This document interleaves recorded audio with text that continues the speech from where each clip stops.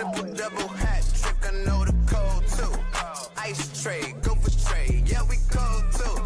Getting paper on these player haters, old news. Money on the other line, so I'm not gonna hold you. Money on the other line, so I'm not gonna hold you. Money on the other line, so I'm not gonna hold you. Money on the other line, so I'm not gonna hold you. Money on the other line, so I'm not gonna hold.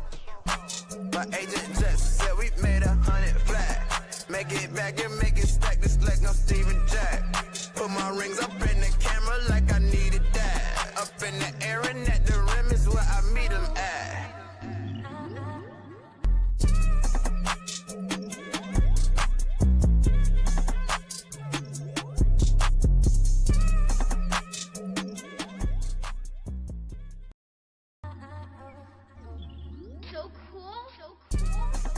Triple double hat trick, I know the code too. Ice trade, go for trade, yeah we cold too. Getting paper on these player haters, old news. Money on the other line, so I'm not gonna hold you. Money on the other line, so I'm not gonna hold you. Money on the other line, so I'm not gonna hold you. Money on the other line, so I'm not gonna.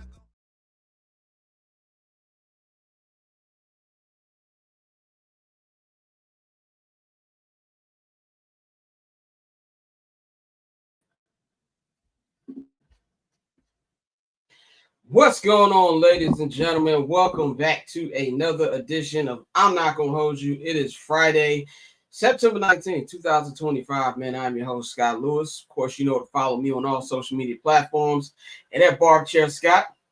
You can follow the Barber's Chair at Barber's Chair Co. on all social media platforms. Follow our partners, H&B Media at H&B Media TV on Twitter, and that H&B Media on Instagram. Also, subscribe to the show. We've got our two new social media pages. Follow at INGHY Show on Twitter and on Instagram. And while you are at it, subscribe to the Patreon, man. Patreon.com/Barbers Chair Network. If you are watching this on the TV or iPad or whatever that you got your phone around, make sure that you scan the QR code. And it'll take you to the link of where you need to go to subscribe.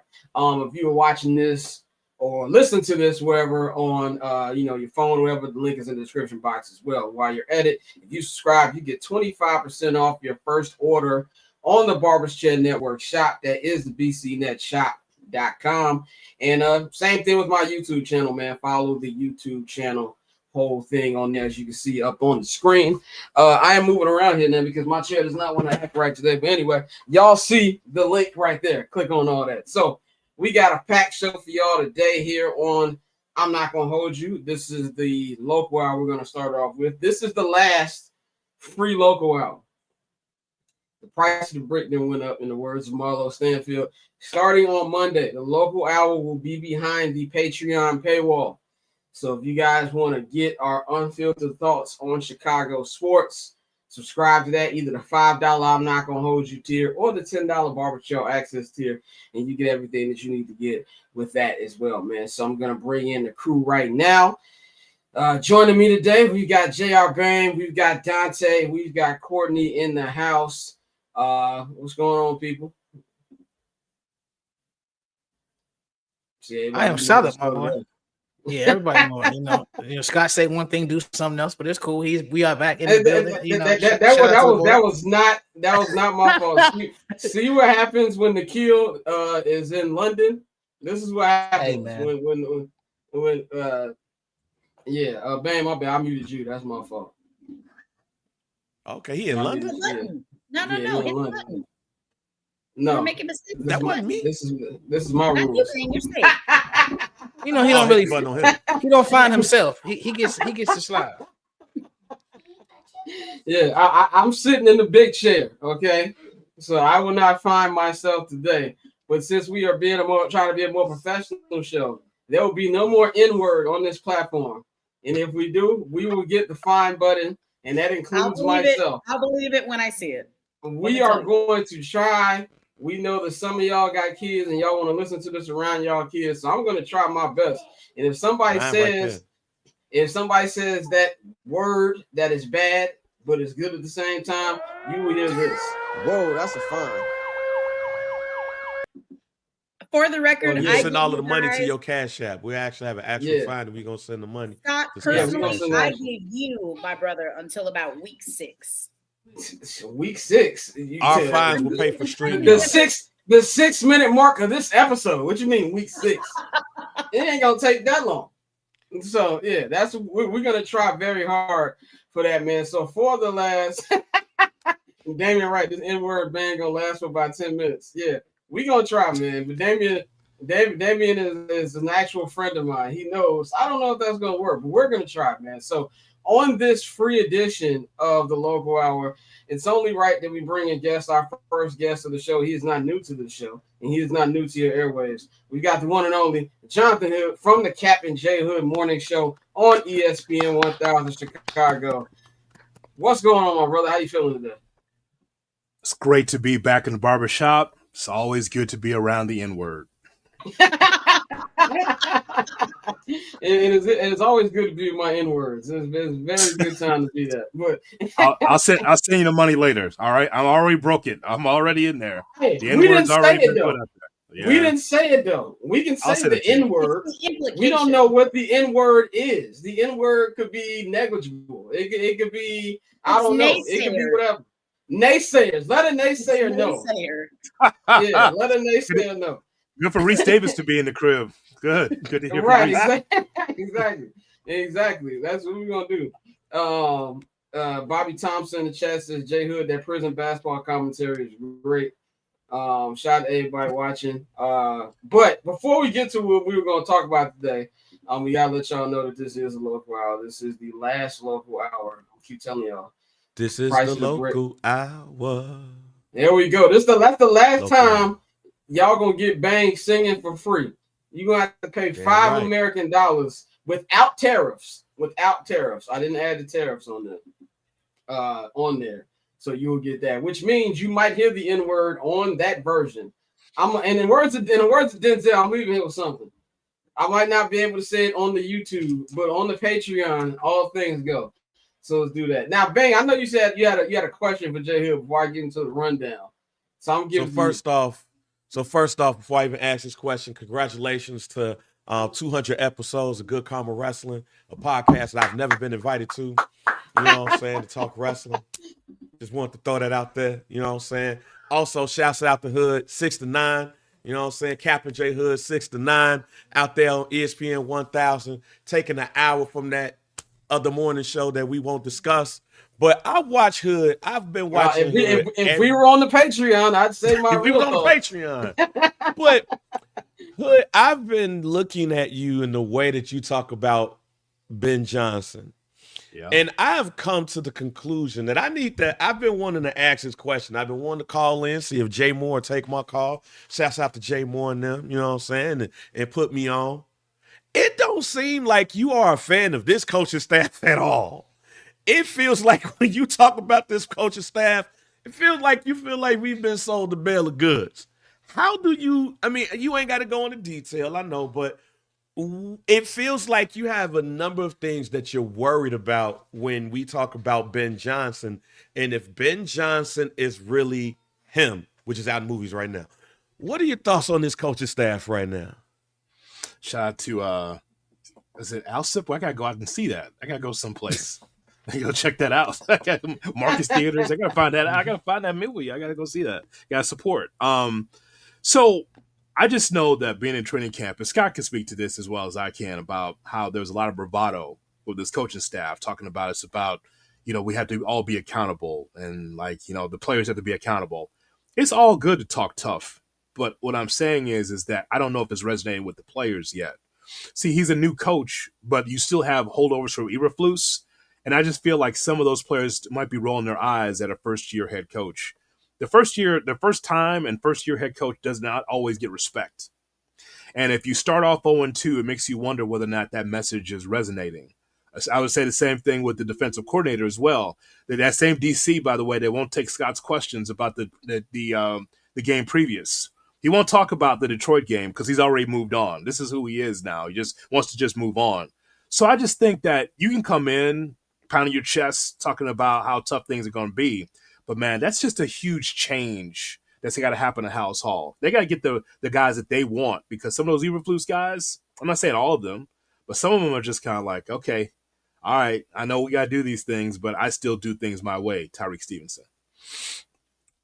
Yeah, Tyree Stevenson need to do things the other way, like actually defend the wide receiver in front of you and not be getting whooped all up and down the field. I think, J.Hood, that's perfect segue into the first topic I wanted to get into, and that's talk about the culture in the locker room with these players and things like that. And, you know, a lot of these guys are Eberflus guys. You know, when you look at the locker room, and I don't mean this in a derogatory way for any of the players watch this. I know some of y'all do. When I say that y'all are soft, I don't mean like you soft as in you can't fight. I mean as in not soft, losers is what I mean. That's what I mean. I was trying to do. And not in the way, oh, you're a loser. No, you literally haven't won anything is what I mean by that. There's only two winners in that locker room. Joe Tooney has won a couple Super Bowls with Kansas City. TJ Edwards had a Super Bowl with the Philadelphia Eagles. And Kevin Byard has been to a couple playoff games. Shemaine Edmonds has been to a couple playoff games. Outside of that, nobody else has won anything on this roster. So if they are, you know, not taking what Ben is saying the right way or don't want to listen to them, to me, that says more about them than it says about Ben. And Bang said this on Monday morning show that really I didn't think about till he said it, but now I can't stop thinking about it. Is Ben might be saying that, oh, we can win this season, but it might be kind of a la Jimmy Johnson his first year with Dallas, where he's looking like, how many of y'all are actually going to be on this team next year? We're going to weed out who on this roster is going to be around. So, and then you've also got this rumor, which I personally think is BS because, you know, I don't believe random accounts on Twitter, but saying that, oh, well, you know, he's going to be telling Ryan Poles who to draft. Like, and is there like a power struggle?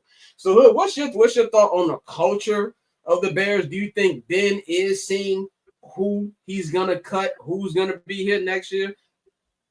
I think it's collaborative. I don't like the narrative like Ryan Poles is not generally managing the team, though, because he's still a GM in place, even though he has done a substandard job of building this roster. But I want to make sure it's clear, Scott Bang, that, you know, you have to understand why Ben Johnson's here. It's not just necessarily to be the head coach, but to fix the offense first. Because his expertise is to be able to be an offensive coordinator and fix the offense first. So the notion that he's in here to be the offensive coordinator and he's going to change the culture and be the head coach, he's never done that before. No, so he's learning how to be a head coach. Now, that offensive playbook, he knows that chapter and verse because he helped Jared Goff turn his career around. But the belief that Ben Johnson comes in like a Benny Rooster with his head up and talking about how we don't have championship practice habits. Okay, well, that's your job. That's your job. You have to be able to get those champions. And by the way, when you say championship habits, how would you know? How would you know? You were with a couple of really successful Lions teams, but I don't see no Lombardi in Detroit.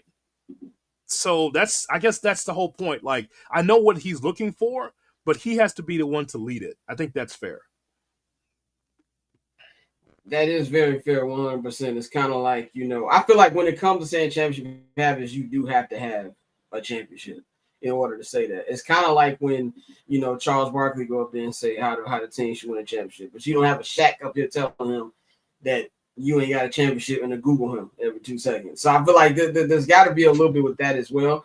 So maybe maybe they don't have playoff habits, but I do feel like there's big front running energy in the Chicago Bears locker room. Like they to me, the debates about stuff is stupid. Like, you know, you got Jaquan Brisker on Twitter basically alluding to the fact that he's not being used right. My brother, get through a whole season without a concussion first before we start worrying about who's getting used the right way. You know what I'm saying? I like DJ. I'm a huge DJ guy. You know what I'm saying? I've interviewed DJ about 3 times right now.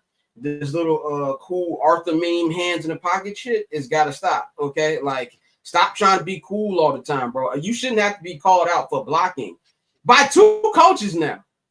When Flus did that last year, it was all Flus is bad coach, da-da-da-da-da-da. But now when Ben says it, we want to take it as gospel. Maybe that's just who DJ is. That's got to stop. And let's be real, DJ knows nothing but what we're seeing with the Bears. He played for the Panthers, bro. Like, he knows nothing but pain. And then you've got Jalen Johnson, and I love Jalen Depp. I'm gonna do Stephen A. all show. I love him. Jalen, good dude. Get off podcast, bro. Like, I heard him on the Pivot, and he's like, we got to get on the same page with winning. Who said that? There shouldn't be a page to get on with winning. I went to London almost 12 months ago. Y'all have won one game since I boarded the flight at Heathrow Airport when me and this man Dante was taking shots because we thought it was the beginning of a new era. Y'all won one game. So I don't want to, that to me makes me think that, oh, there's a lot of guys here that got to go. I was hoping that you were quoting Stephen A. talking sports. I was thinking, no, don't quote Stephen A. on that. I'm glad it was sports, by the way. Thank you. I'm not out here. All right. Yeah, okay. Patreon, Scott. Patreon. I was about to say something. Patreon. We can't get that for free? We can't get those POTUS thoughts for free? No? Okay. I had a heavy lecture before this show went on, so I'm trying to get better today. Yeah. The same conversation you had with me, had with him. So so Bang, I'm gonna give you the floor because you're the one who pointed this out on Monday. Do you think there's a culture issue that is coming up right now? Yeah, that's part of the reason why I asked Hood that question, because I watch Hood's face when he talks about Ben Johnson and that coaching staff. And this week was the first week that I was like, man, maybe it's something that's off. And this is also why during that preseason game against Kansas City, on the way that he responded to a preseason game against the AFC champions and how everybody played, that's why I kind of looked at that kind of funny. Like, there's one thing to hold people accountable, but there's another thing to throw people under the bus. And I kind of felt like that's what that was. There's one thing and there's another thing, or at least throwing people under the bus according to that team. This is also why I said that, to me, the biggest question this year is Ben Johnson. Because if Ben Johnson, who Ben Johnson is, he's hired to come in to do something, he's going to do it. But also how Ben Johnson reacts if the season starts slow is going to tell a lot.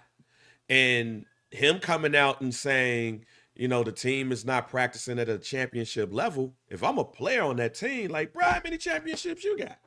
Like, what is a championship level to you?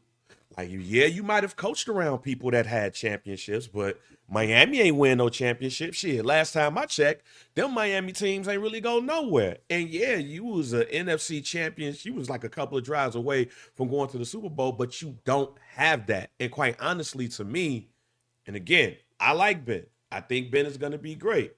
But you don't say the team is not practicing at a championship level after 2 weeks. Nobody's practicing at a championship level in 2 weeks. I don't care how good you are. Nobody is crisp in moving around. So it's like a lot of coach speak for no reason at all, which makes me worried about what happens when the team starts slow. So when you go into this Dallas game, if the offense does not perform at an elite level against a terrible defense, there's going to be more, to me, and for me, there's going to be more questions around Ben than it is around anything else, because this is a team that you should score 30 on. This is a team that Caleb should have more than 210 yards. This is a game where the offense should look good. If you lose 41-40. But you come out of the game saying, offense did look good, though. There's going to be more questions around Ben than anything else because how he's communicating. And I'll say this before I want to give the floor to Courtney, because I had a question for her with this. So what I said this on 79 Highlights yesterday, by the way, on Patreon right now. Me and Dante did a full deep dive into this game. I said the first week of the week one press conference, so the Wednesday week one press conference, and Ben spoke. That was, you talk about confidence, Hood, that we saw during camp. That was the least confident I've seen him in the 9 months that he's been here. And maybe I didn't say it on the show that week because maybe I'm reading too much in the body language. But he looked like, oh, these guys aren't ready. Like, I wish I had about 2 or 3 more weeks of camp. And, when they asked him about what Caleb's stats should look like, he was like, we just got to win the game. It feels like he knows this ain't the these aren't the guys that need to win. But at the same time, he also got to understand, like you said, Bang, about it's a different media market. Like, I think the only media markets probably rougher than Chicago is New York, maybe a Philly or something like that. I don't know. But we're in that top 3 at worst. We're not, especially with the Bears.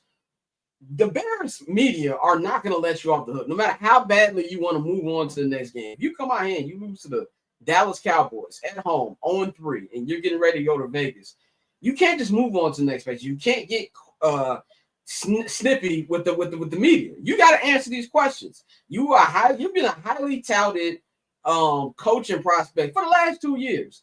So I'm really interested to see how it will be like that. Now, Courtney, you had a great Bears rant this morning, which means you are fully in the fandom now. What do you feel about Ben Johnson and a couple of things he said this week? And do you think he didn't expect the bumpy road that he's getting right now? I mean, I think he should have expected it, right? Whenever you come into a new organization and you try to overhaul the regime that was, in place before, there are going to be struggles because there are holdovers, right? You can't just assume that people are going to automatically buy into whatever you're selling. And again, as we've all mentioned, right? You haven't, no disrespect, you have not done anything to deserve and to demand the I can't say respect, right? You're the head coach. Of course, that deserves a certain level of respect. But you haven't won any Super Bowls, sir. Yes, you are responsible for Jared Goff, and his career still being alive today. But no, I feel like sometimes, and again, I feel like maybe you got to kind of fake it till you make it a little bit, though, right? Like you kind of have to believe your own, pardon the expression, you have to believe your own BS to a degree. And if Ben Johnson is saying that I believe my own BS every morning, so I agree. as you should, because who else will, right? But no, 100%. I mean, if your head coach is saying that the practices aren't championship caliber, pardon me, I don't have the exact quote. Well, first off, isn't that your job? Like, it's quite literally your job to make sure that the practices are looking, are running the way you want it to run. Lovie Smith wasn't he noted for having insane practices? Yeah. Again, I don't have all the history. Back when you could run 2-a-days. Lovie also had a hard time in his first year too. Now, before you go, I want to answer this comment real quick before I forget it. It says, to be fair, he got pretty damn close to Super Bowl. Could have won if his defense didn't get 34 drops on his. BS probably should say that. I got pretty close to Regina Hall. Hold on. In the words of Lamar Park legend Moesha Mitchell, almost does not count. Okay, I do not want to hear that. Wasn't almost. Yeah, I almost told Rihanna how much I loved her when I was at her birthday party a couple years ago. That don't mean I did it. Okay, that means nothing. But go ahead, Courtney. My bad. No, all that just to say, I feel like if you don't want to buy into the culture that this man who, yes, he has not won a championship, but again, he has gotten pretty close. If we're going to go there, he has gotten pretty close. And regardless of how you feel, he is your head coach. Buy into the program or get the hell out. Like, you're getting paid too much money as a player to not buy in. And don't you want to win? Have some pride. Don't you want to win? Don't you want to be successful? It's often said that practice, you're just running through the motions at practice. How can I be sure that that's going to, how can I assume that same level of effort or lack thereof won't translate into the games, which, I mean, they're 0-2 right now. So clearly there's something to it. Courtney, you know what's crazy? I want to make sure that you remember this. Ben Johnson took the job as head coach for the Bears without seeing Hallis Hall. Hallis Hall could have been in Lower Wacker, and he still took it anyway.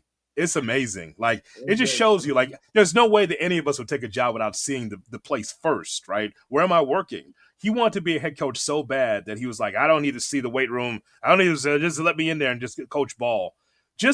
We also have to make sure that we understand that there are when you first take a job, Scott, there are no, like, great jobs in the NFL. The reason why you got a job is because usually your team's terrible.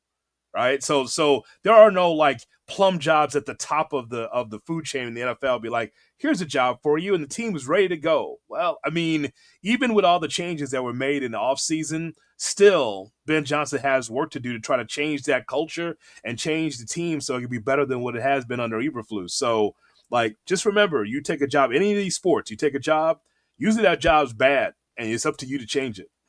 May I ask something to actually both of you guys? From what you've seen so far, just because again, y'all are around the organization as often as you are, you have access that the rest of us don't. From what you've seen so far, do you think that Ben Johnson and his staff are building something sustainable? Like, if you could even maybe just like take certain, are there positives that you feel like you can take away, or do you feel like it's same old Bears? As I have the fortunate pleasure, and sometimes unfortunate pleasure because it's a long ass drive, to be there every once a week. Yes, I do. I don't think the right people are in there to run what he wants to run yet. But I think that if you give me like a floor plan to build a house, this plan looks good. Now, whether or not they use the right materials to build the house is anybody's guess. But I do like the blueprint that has been given. We just got to see how it looks out. Now, I want to give Dante his thing. So I'm going to start off with the first topic. Dante, we could talk about here and talk about Ben Johnson, Ryan Poles all day. The one thing that kind of went under the radar, and I think we saw more and more over the last couple of days, a lot of former players have been saying that Caleb made some nice strides from what you can take from a 30-point blowout on Sunday. Tell me what you saw, Dante, that was encouraging to you, and what did you like from his growth in this game compared to last week? Like I said on our preview, outside of the interception, which was he was clearly trying to throw the ball away, he just didn't get it over to the sidelines. There was something where you saw him going through his progressions. He was very decisive. It wasn't a lot of patting the ball. It wasn't a lot of trying to play the hero, even when you were down by as many points as you were down. And so it was a situation where when your defense gives up 52 points, the way like Courtney said, when people just started to dump truck on him and blame him, the reality was if you watch that game without just the Caleb agenda that so many people have where they just want him to fail, that's how I feel about it. Like, don't get me wrong, he was heralded as this can't miss prospect, which that was clearly incorrect. We've been through this song and dance time and time again. We've seen it with guys who we expect them to come in and just set the league on fire. That's just not how the NFL typically works. But from what you saw on Sunday, there was no reason to believe that he shouldn't have a great game this Sunday against a terrible Cowboys defense, a defense that's, Russell Wilson looked. I can't even say he looked like old Russell Wilson because Russell Wilson was never really one to go put up 360 yards passing in the game and 4 touchdowns.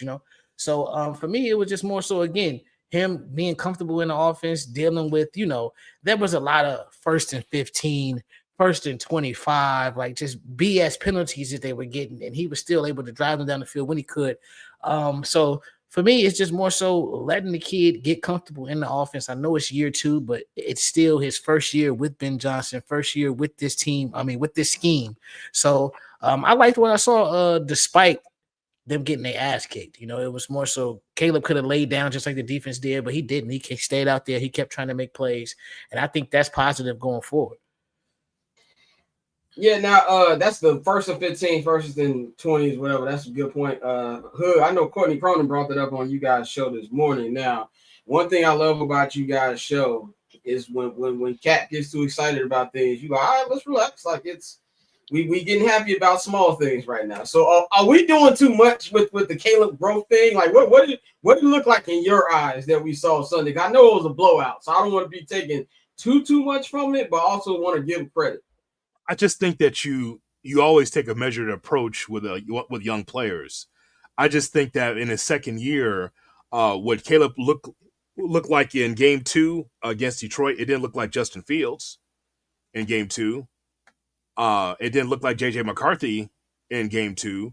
It was a guy that was steady in the pocket, that he was able to connect to his receivers. He and Rome Odunze, he's gonna make Rome Odunze a lot of money. I'm gonna tell you that right now, because he right now is wide receiver number 1, and DJ Moore might as well start packing his bags because next year he's not gonna be here.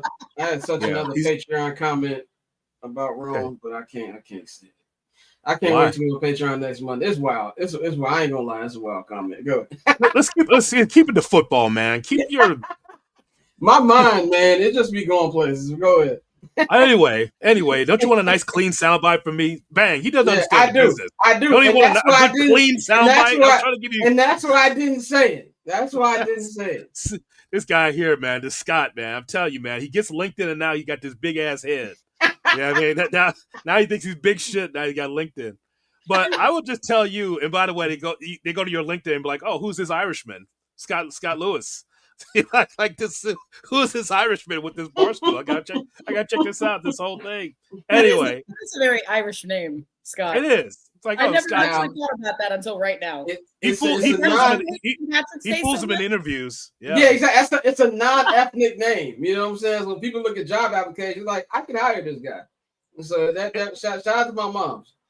And anyway, Irish Scott, what I was saying about the Bears is that you have to know that when I look at when you look at Caleb Williams, Tay's right. You saw the incremental progress from Caleb Williams. Think about last year.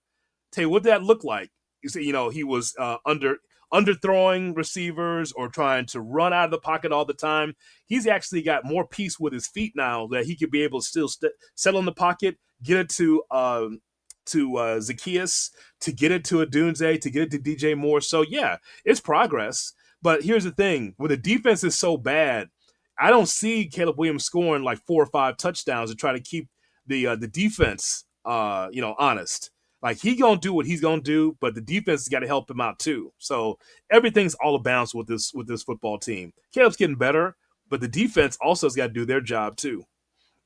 Courtney, you said this morning that you tired of people not giving Caleb a chance, which is something that Dan Orlovsky was saying on multiple programs. And Dan Orlovsky saying this. And it's not just even Caleb specific, Scott. Like it's about this idea that a rookie quarterback, or in this case, a sophomore year quarterback, is supposed to come in and just absolve the organization of any responsibilities. Like, oh, he's going to come in and save us now.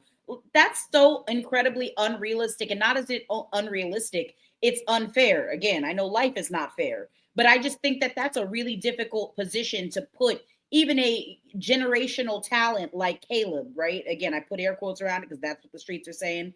I can't necessarily say that I believe that, but that's what was promised about Caleb Williams. So yeah, I just think it's incredibly unfair. And again, he doesn't like construct the roster.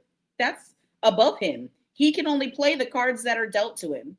So yeah, I feel like it's unfair for Caleb to constantly be in the position where he has to defend himself, not even a full calendar year, it feels like, into his career.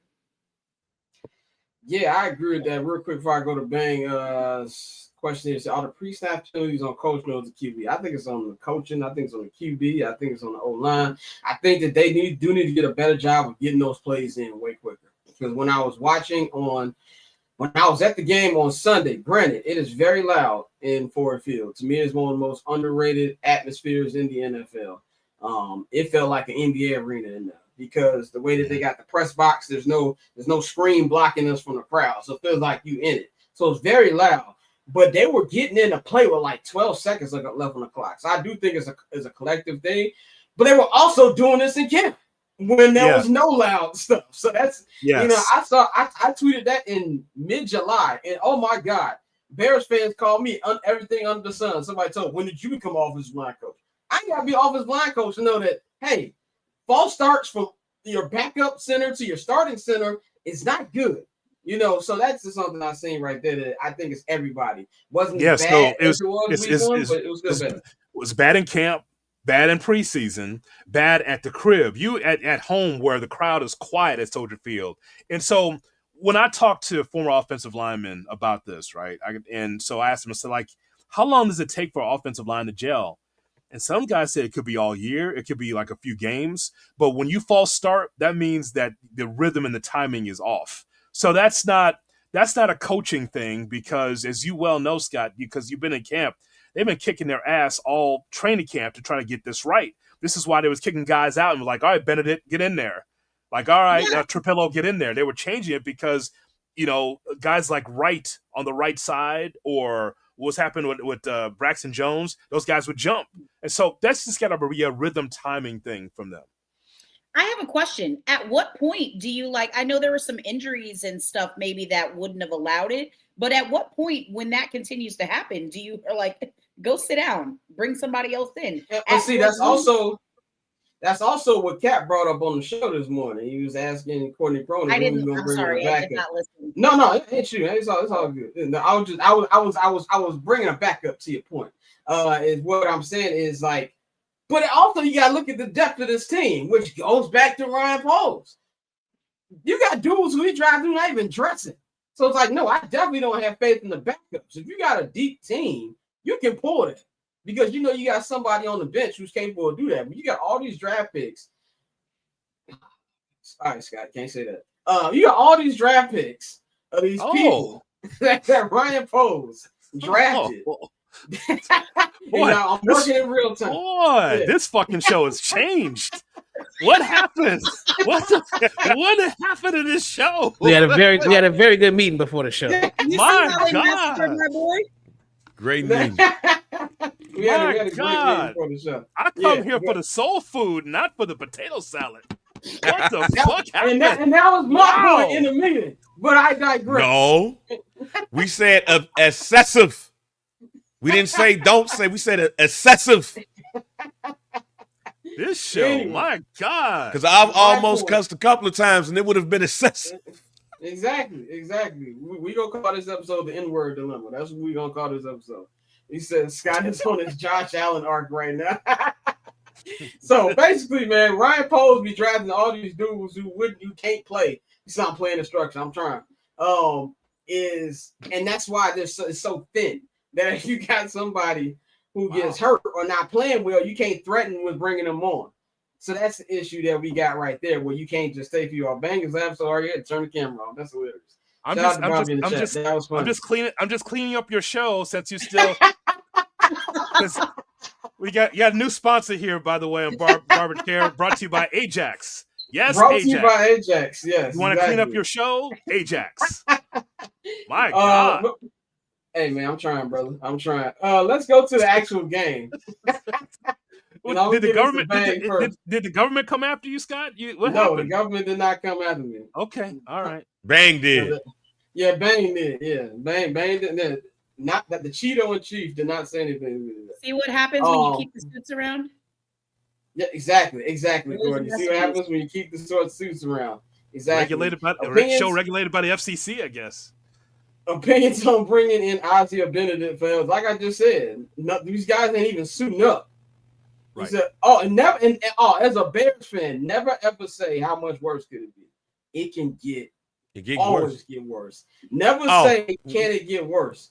Don't say can it get worse, and it's week 3. Yes, with the Dallas Cowboys coming into time and Tom Brady on the call. It can get worse. When Dakota looking like 92 Aikman, you will see how worse it can get. So, but Bang. Scott, just real quick, Scott, from your reporting, do you know if Trapillo will be active? Looks like he might be. What have you heard? I haven't heard anything today. All they had was the injury report because we didn't even know he wasn't going to be dressed last week. That was just something before the game started. So I would think he's going to be available, but I never really know with this team anymore. I never really know. Maybe Kyron Amagaji wasn't dressed last week because he had an injury that nobody knew about because he's been ruled out for this week with an injury. So I don't know. You know what I'm saying? It said Ben made it sound like Braxton on notice today. Right going left, Ozzy start. He did kind of say that, but Ben also said he was going to get Monangai more carries last week, and he got like 7. So until Ben actually does it, it doesn't really matter to me. So, Ben, let's talk about this game. Cowboys, Bears, big game at the lakefront. I don't want to call it must win in week 3, but it's kind of must win. Like these guys got to get a dub under their belts right now. You know, in order for this season to at least be watchable, I believe you got to win these next 2 games before you ultimately get the hand of God by Jaden Daniels in week 6. And after the game, I'll be sitting in my hotel wondering, why did I come out to DC to watch this? But anyway, what do you think? You got to go park. I'm not going to park. If I go to park, I'm not coming home till Wednesday. So I'm not going to park. Let's go to park on Friday. I did that last time when I got to the game as soon as the national anthem was started. So I learned my lesson. But go ahead, man. I'm not classifying this as a must win. I'm not. And here's why I'm not classifying it as a must win. Because I'm already out. Like, I'm already done. Like, and not in a bad way. I don't want to say I don't want this to sound bad. I don't want this to sound bad. What I'm saying is that there has to be some growth with this team. And for us to classify this as a must win, I don't think it's a must win. I think we must see improvement. Like, the Dallas Cowboys are still the Dallas Cowboys. They have the better quarterback. They have the better wide receiver tandem. They have the better running backs. They have the better offensive line. Their defense is just terrible. So to think that the Bears have to have a must-win game against this team and have a shootout when we ain't seen the Bears win a shootout in how long? It's not a must-win. What I believe, though, is we need to see some improvement. We need to see some fight. We need to see some bravado. Like, I want somebody to slap somebody. Like, can we, I mean, even though that offensive lineman was terrible, can we get somebody to slap a defensive end like Buddy from the Giants did or something? I want to see some fight. That's what I want to see. So I'm not going to classify this as a must win, because to do that would be putting too much pressure on a team and a coaching staff that, quite frankly, have not shown that. But they have to show some improvement. This game right here is the ultimate we'll be all right game on the offensive side, because we should see Ben Johnson do what he can do, and we should see Caleb. But here's the thing here, and as Bears fans, we know that. With Matt Eberflus, we played them Ben Johnson offense as well.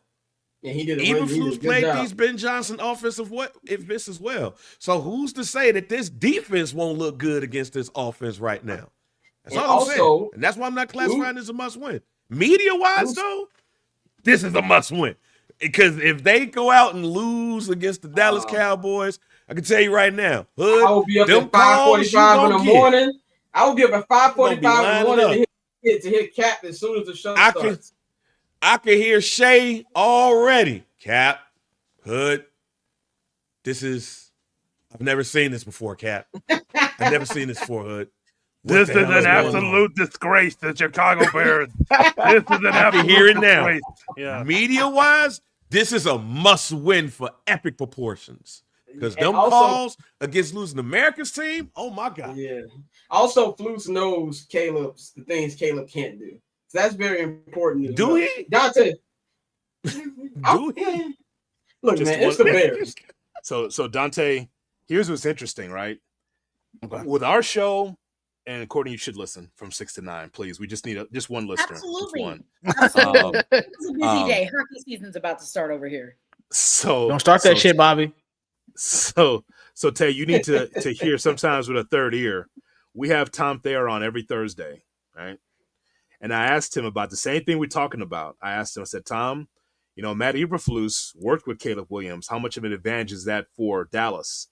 You know what Tom Thayer said? If you listen very closely, he goes, oh, Matt wasn't really around Caleb a lot to know exactly the ups and downs of Caleb Williams. Now, he just put that like in the middle of a sentence, but I looked at Cap, and he looked at me. He said it so nonchalantly. Yeah. But I looked at Cap, and Cap didn't get it.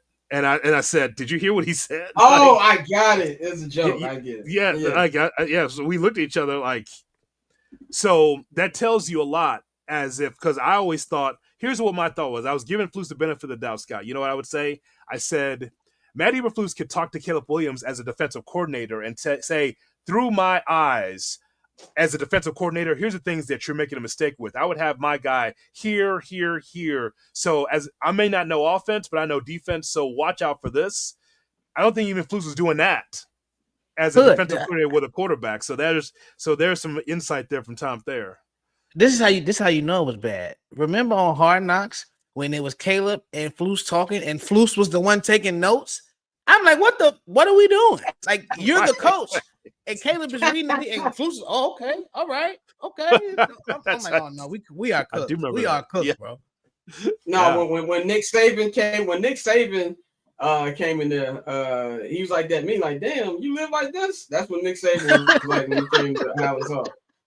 That's how you're looking. You know what I'm saying? But I will say this, man. I do think, first of all, shout out to Tom Thayer, man. He's super cool dude. Yeah. Heavy-handed as hell. But You know, you just meet heavy-handed people. It's like my brother. Like, my brother don't know he heavy-handed. Like, if he just hits your back, you feel like he just caved in. Like, and Tom Thayer played football. So, it's like, how you doing, man? And I'll be like, man. Oh, bro, that's like I shook hands with God rest his soul. I shook hands with Deacon Jones, and I thought he like broke my hand. Like he was that like you said, heavy-handed people, bro. They just don't know. Bro, I shook Kawhi Leonard's hand. Imagine what that was like. Yeah, free Kawhi. Well, anyway, what I'm saying about the game, I do think it is a must-win game, bro. Like you need to start winning football games, bro. They have to start winning. Even if they lose, and it's like you said, Bang, 41-40. No, they got to get a dub. Like, I feel like that has to start changing to where this team doesn't get used to losing. Like, they've lost 12 out of their last 13. Just remember, like we'll be out. Well, when you've lost, Bang, that says it all. Because he's so detached from this conversation.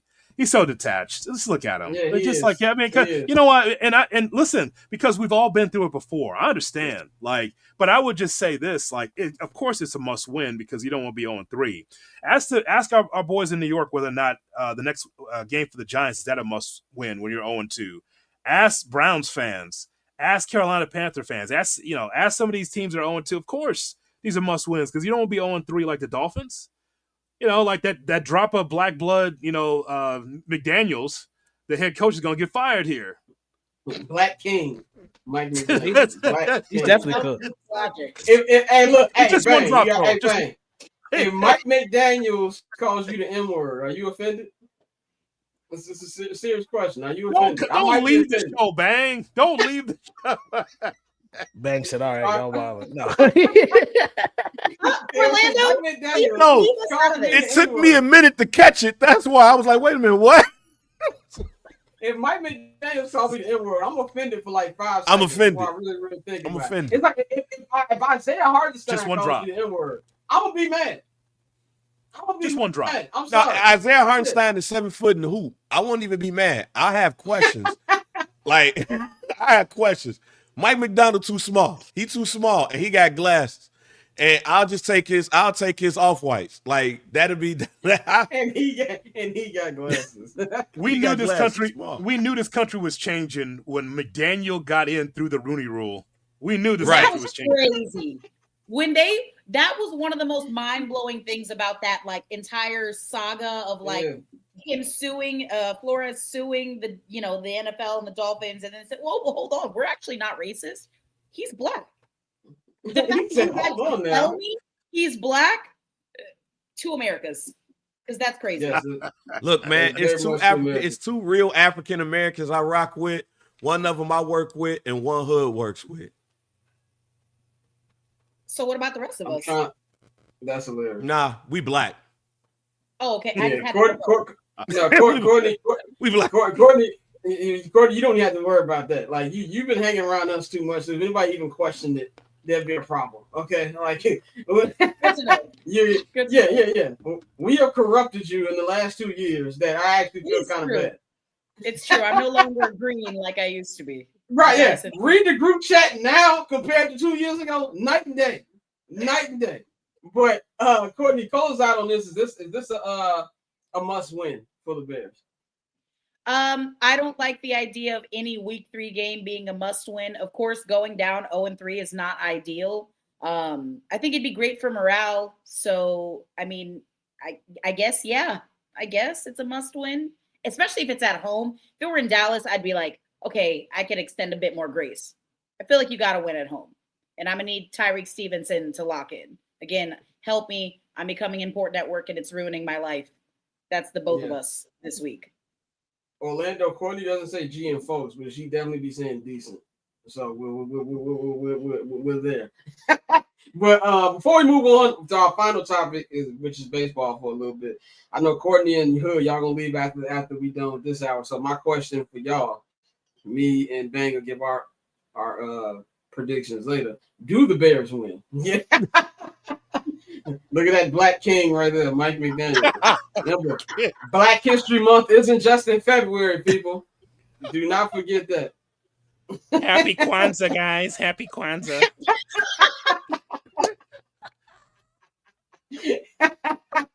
Oh man, Hood, do the Bears win on Sunday? Bears do win on Sunday. Because Okay. if they don't, then I don't know.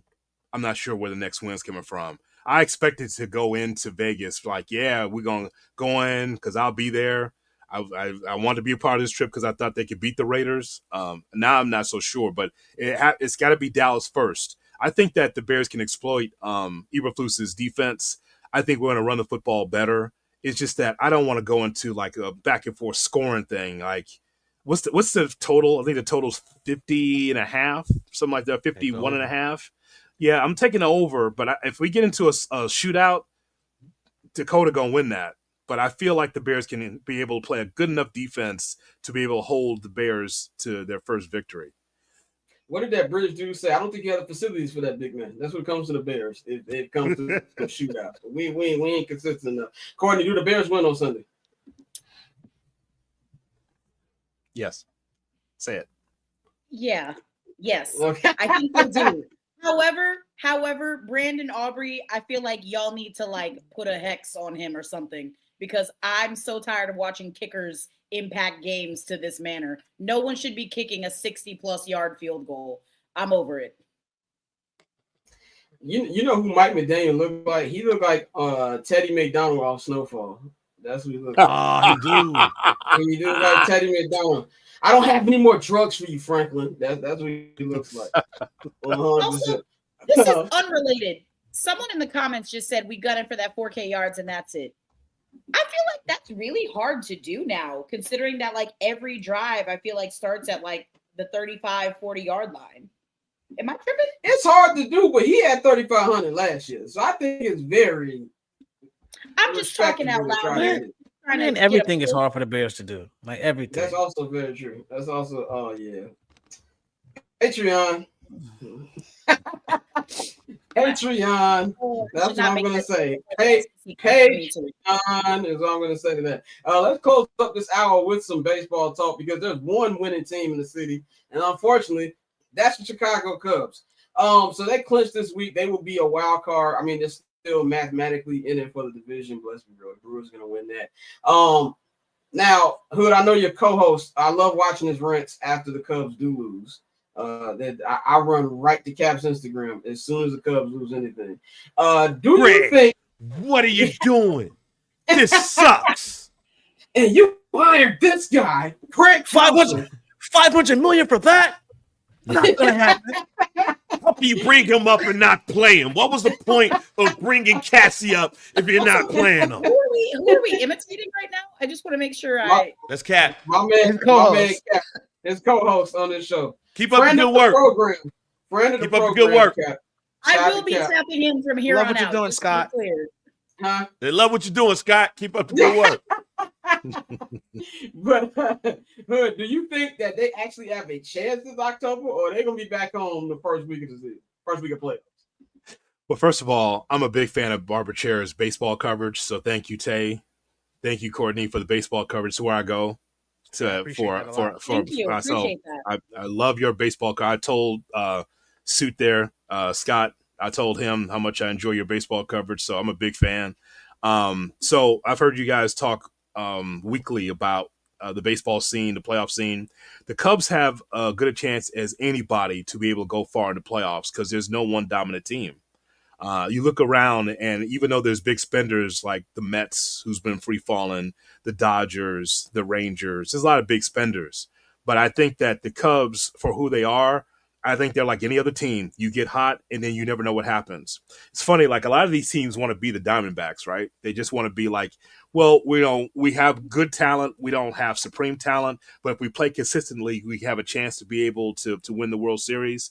I think the Cubs are in that realm too.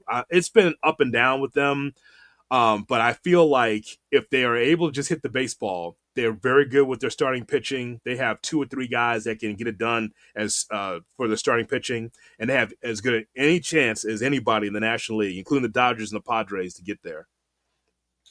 I want the opinion of our 2 baseball experts here, so I'm going to give it to Courtney. Yeah, I think exactly what you said. I think the Cubs have just about as good a chance as anybody just because there is no clear World Series favorite this year. I'm actually more excited for the postseason this season than I have been in previous seasons, just because it's anybody's game. And I don't want to say that the Cubs are like peaking or getting hot at the right time, but it kind of does almost feel like the pieces are starting to come together at the right time. Kind of don't really know what the timeline on Kyle Tucker is going to be, if he's even going to be healthy enough to play. I'm personally of the belief that if he's not healthy enough to play, I'd rather not see him at all. I think that would be silly, and I think you have the pieces now in the outfield, and now with Mo Balla, who's been balling out. I think they could make a decent run. Cade Horton is an animal. That's my Kyle Tucker. He should start. What's that? The next time you see Kyle Tucker will be March 2026 at Chavez Ravine for the Dodgers. Go on. Probably. Kyle Tucker. Every time that he's not playing, or every time he strikes out, he is losing money quicker than a crackhead. Correct. He's losing money. A guy that was supposed to make somewhere 450, maybe, because I know he wanted to make as much as at least Vladimir Guerrero. I think that was the start of it. But since you've been in and out of the lineup, and since you have not hit the baseball very well, now you're leaking money, unfortunately. Like, I'm not paying $400 million for a guy that's had injuries and then just lost his way offensively. I don't know what happened. For a top 10 player in baseball, for him to look like that's been strange. But I just think that the Cubs have a great chance. It could be Cubs-Padres to start off the playoffs. That would be interesting. And that's interesting because the Padres, of course, you look at their lineup and you're like, wow, 1 through 9, it's a scary team. Yeah, then you look at their pitching. Is one of their highest paid players. That OPS plus is like 93 right now. I don't even think the Cubs have a guy with an OPS plus of that same caliber. Like, that would be probably the worst person in the Cubs batting order. The Padres are not putting together the kind of season. I mean, they're just kind of getting in there. Yeah, and that goes back to what we were saying about the Cubs possibly making a deep run, because when you look at the way the bracket is currently set, after the Padres, they would play the Brewers. So, I mean, you have a situation where you don't have to run into the Phillies until the NLCS. So, given everything. And another thing that people aren't mentioning, Dansby Swanson finally has a pulse. Like, I'm looking at it right now. Over his last 7, he's slashing 320. He has a 414 on base percentage, slugging 440. So, finally getting a guy like Dansby, who I saw him down in Atlanta. He had some big at bats in the postseason. He's not going to be the guy to put the entire team on his back, but if you can get him to contribute, he's going to give you Gold Glove defense. The Cubs are a team, like you said, they can really make a run. Like, I want to see Cal wake up, because I think when you have those guys who are in a contract year, playoff baseball is the perfect stage for you to let a team know, hey, this is why you should pay me. And so, I mean, even being a White Sox fan, knowing how Wrigley's going to be rocking for that wild card series, like, it pains me to say it, but I agree. I think the Cubs, they can really go on a run. Like, they really can. Like, if they get hot. Dante, it's almost giving, and again, maybe it's recency bias, flashes of like the 2023 Rangers run. You don't have to have a completely dominant team to get hot at the right time and capture that lightning in a bottle and make a good push. The devil is a lie. The bracket is setting up real nice. It's set up in their favor, bro. If I don't have to see Kyle Schwarber and the Phillies until the NLCS, I agree with division y'all. rival, DS, bro. Scott, should it be me or you tell her about that $1 billion salary that the Rangers had to buy a World Series championship? Right, I was about to say, who was Corey Seager on this roster? Listen, if a certain owner in the North Side was spending money on a baseball team and maybe not on Senate runs, I'm just, I agree. Maybe not on the Cheeto and Chief. I will say this: I do think that the bracket is in their favor, but I can't even really call them hot, quote unquote hot, because like I feel like they win a couple games and they lose a game, ain't got no business losing. I have no faith in their pitching outside of like 1 or 2 guys. The bullpen is terrible. So I feel like in order for them to make a run, they need Kyle Tucker in that lineup. So I'm not saying it can't happen. It's the MLB playoffs, it's most unpredictable out of all the sports. And, it could happen. And there's no dominant team right now that I can just by far say, oh, they're going to win the World Series. You can sell me on 6 or 7 teams right now with a chance to win the World Series. I just don't, as much as I want Chicago sports fans to be happy, I don't want Cub fans to be happy. So I will be hate watching very hard. Very hard the first week of October. They won 7 of their last 10. So that's Correct. why I say they're in the prime position with the amount of games left. If you can roll them to the playoffs, I don't give a damn who they're playing right now. If you can keep that momentum going into the wild card, you're a team that you don't get a break. The Brewers are going to get that break. And I'm somebody who watched the Braves have an historic offensive season. They took that week off and they came back and they got smoked by the Phillies. So if the Cubs can keep this momentum, let's be very clear. I don't believe in the Braves at all. They're playing the No. I was just using that as a comparison. I mean, Brewer. No, I get you. I'll say this. Then we gonna go to our last thing. I would say this: the Brewers. I never believed in that fake run. I'm just gonna be real. I think if they play the Cubs gonna beat them. Because not only that, the Cubs gonna have 7 home games. That's Wrigley North. Let's be real about them. They're gonna travel you. They're gonna travel up there. But as we close the logo out, Hood, I wanted you to help talk some sense into my good friend Dante Miles. Okay, he is letting that White Sox narcotic, that bad dope. Like, it's not even good dope. This that dope that Stringer had to cut up when Avon was in jail because they couldn't get the good stuff from Prop Joe. I mean, that's what this is. Red top, blue tops is gonna sell. Like it don't matter. It's gonna sell. Thing. First of all, I just want to say the last White Sox rebuild, in my opinion, was the worst rebuild in sports. The only rebuild that can maybe rival it was the Sixers. And the reason the Sixers is better is they were one fluke Kawhi Leonard shot away from making it to the Eastern Conference Finals and maybe would have made it to NBA Finals. And at least Embiid got an MVP out of it. Nobody on that White Moncada's a bum. Eloy, I don't even know if he's in the league. That Tim Anderson got introduced to women from 63rd and he stopped learning how to play baseball. It's just all bad. They hired a senior citizen to coach. It's bad. So I am not falling for what the White Sox are doing. I think Colson Montgomery has been great. He's had a lot more power than I thought he would. But if you look at the numbers he's had since he's been called up, there's no way that's sustainable. I think they have different players on there. I don't think that I think Colson can be a good player. I'd be shocked if he out here doing 20 home runs, 60 plus RBI. That would surprise me. And let's just give it to him. Let's just say Colson is that guy, right? Let's just play devil's advocate and say Colson is that guy. This is baseball. You need about 7 to 8 more guys. Where are they coming from? I'm not trusting the general manager who was the guy who his job was to develop the bums who were just on the last rebuild. Jerry Reinsdorf is still around, even when he does redacted and it goes to Ishba. Do you see what the Ishbas are doing with the Phoenix Suns? I'm not that confident in that either. So what I'm saying is, 60 wins if they get it, cool.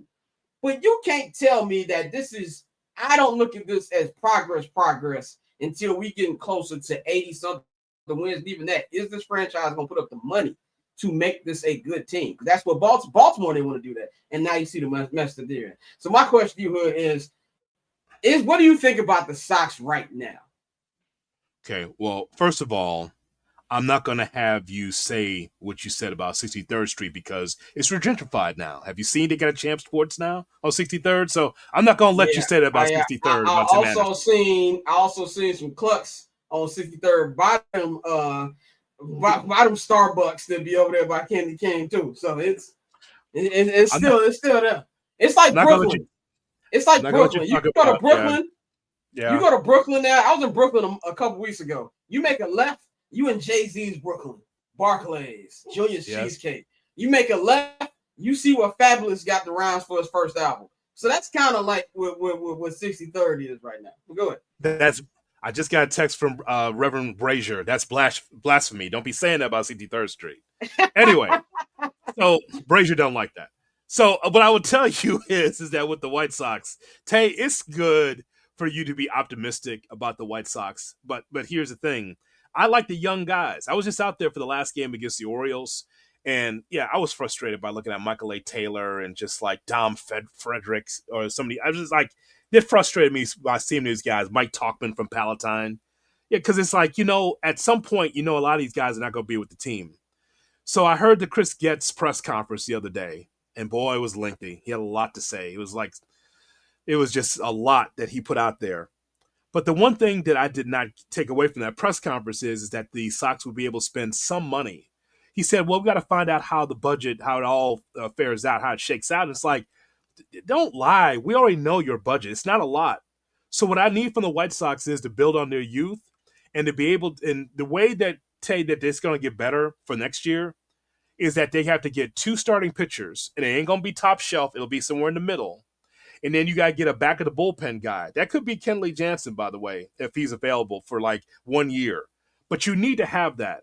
And the rest of it, you got to let these young guys cook, right? But if you get a left-handed bat, some pitching, and then the back of the bullpen, that helps because this starting rotation is not good enough. Like Shane Smith and Davis Martin, maybe, and the rest of this is not good enough. Like Hagen Smith from the minor leagues, maybe he'll be called up next year. But you are right. Like, I'm a big Chase Mydroth guy. I think that he's that guy when he steps to the plate, he has an approach. Like, I like him. I like Montgomery. I like some of the other guys. But until you get the Benintendies and some of these, and Talkman and some of these guys off the team, it's going to be the same. They will not lose 100 games next year. Let's put it that way. But you got to be able to add on for the limited budget that they have to be better next year.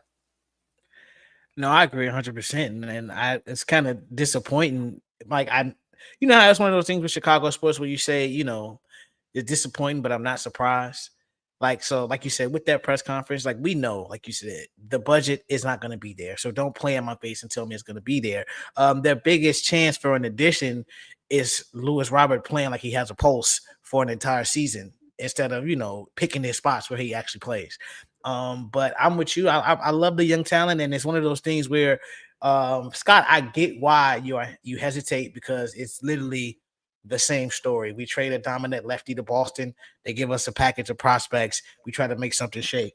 But I think with these guys, I think just the overall attitude and the fact that Jerry, I don't think he's as hands-on as he once was with the entire ball club. Chris Getz has spoke about the facility that they've created down in Arizona, the pitch lab and the hitting lab. And they sent Colson Montgomery there before they called him up and, retooled his swing. And they've really been doing that. And so I'm with you. I think I don't even want them to, even if they had the money, I wouldn't want them to go get a top end back of the bullpen guy simply because we've seen how volatile those guys can be this season with some of the big names that went to different teams and now they've been a shell of themselves, whether it be Devin Williams or Buddy over there with the Dodgers. So for me, like you say, keep developing your guys. Noah Schultz, I know he's the whole, number one lefty in the minors and all of that. But even in the futures game, I always hesitate with guys who don't have high velocity. I understand, you want to pitch and all of that, but in today's game, you still have to have a point where you rear back and just throw it past somebody. And so with him being more of a control type pitcher, I hesitate with that.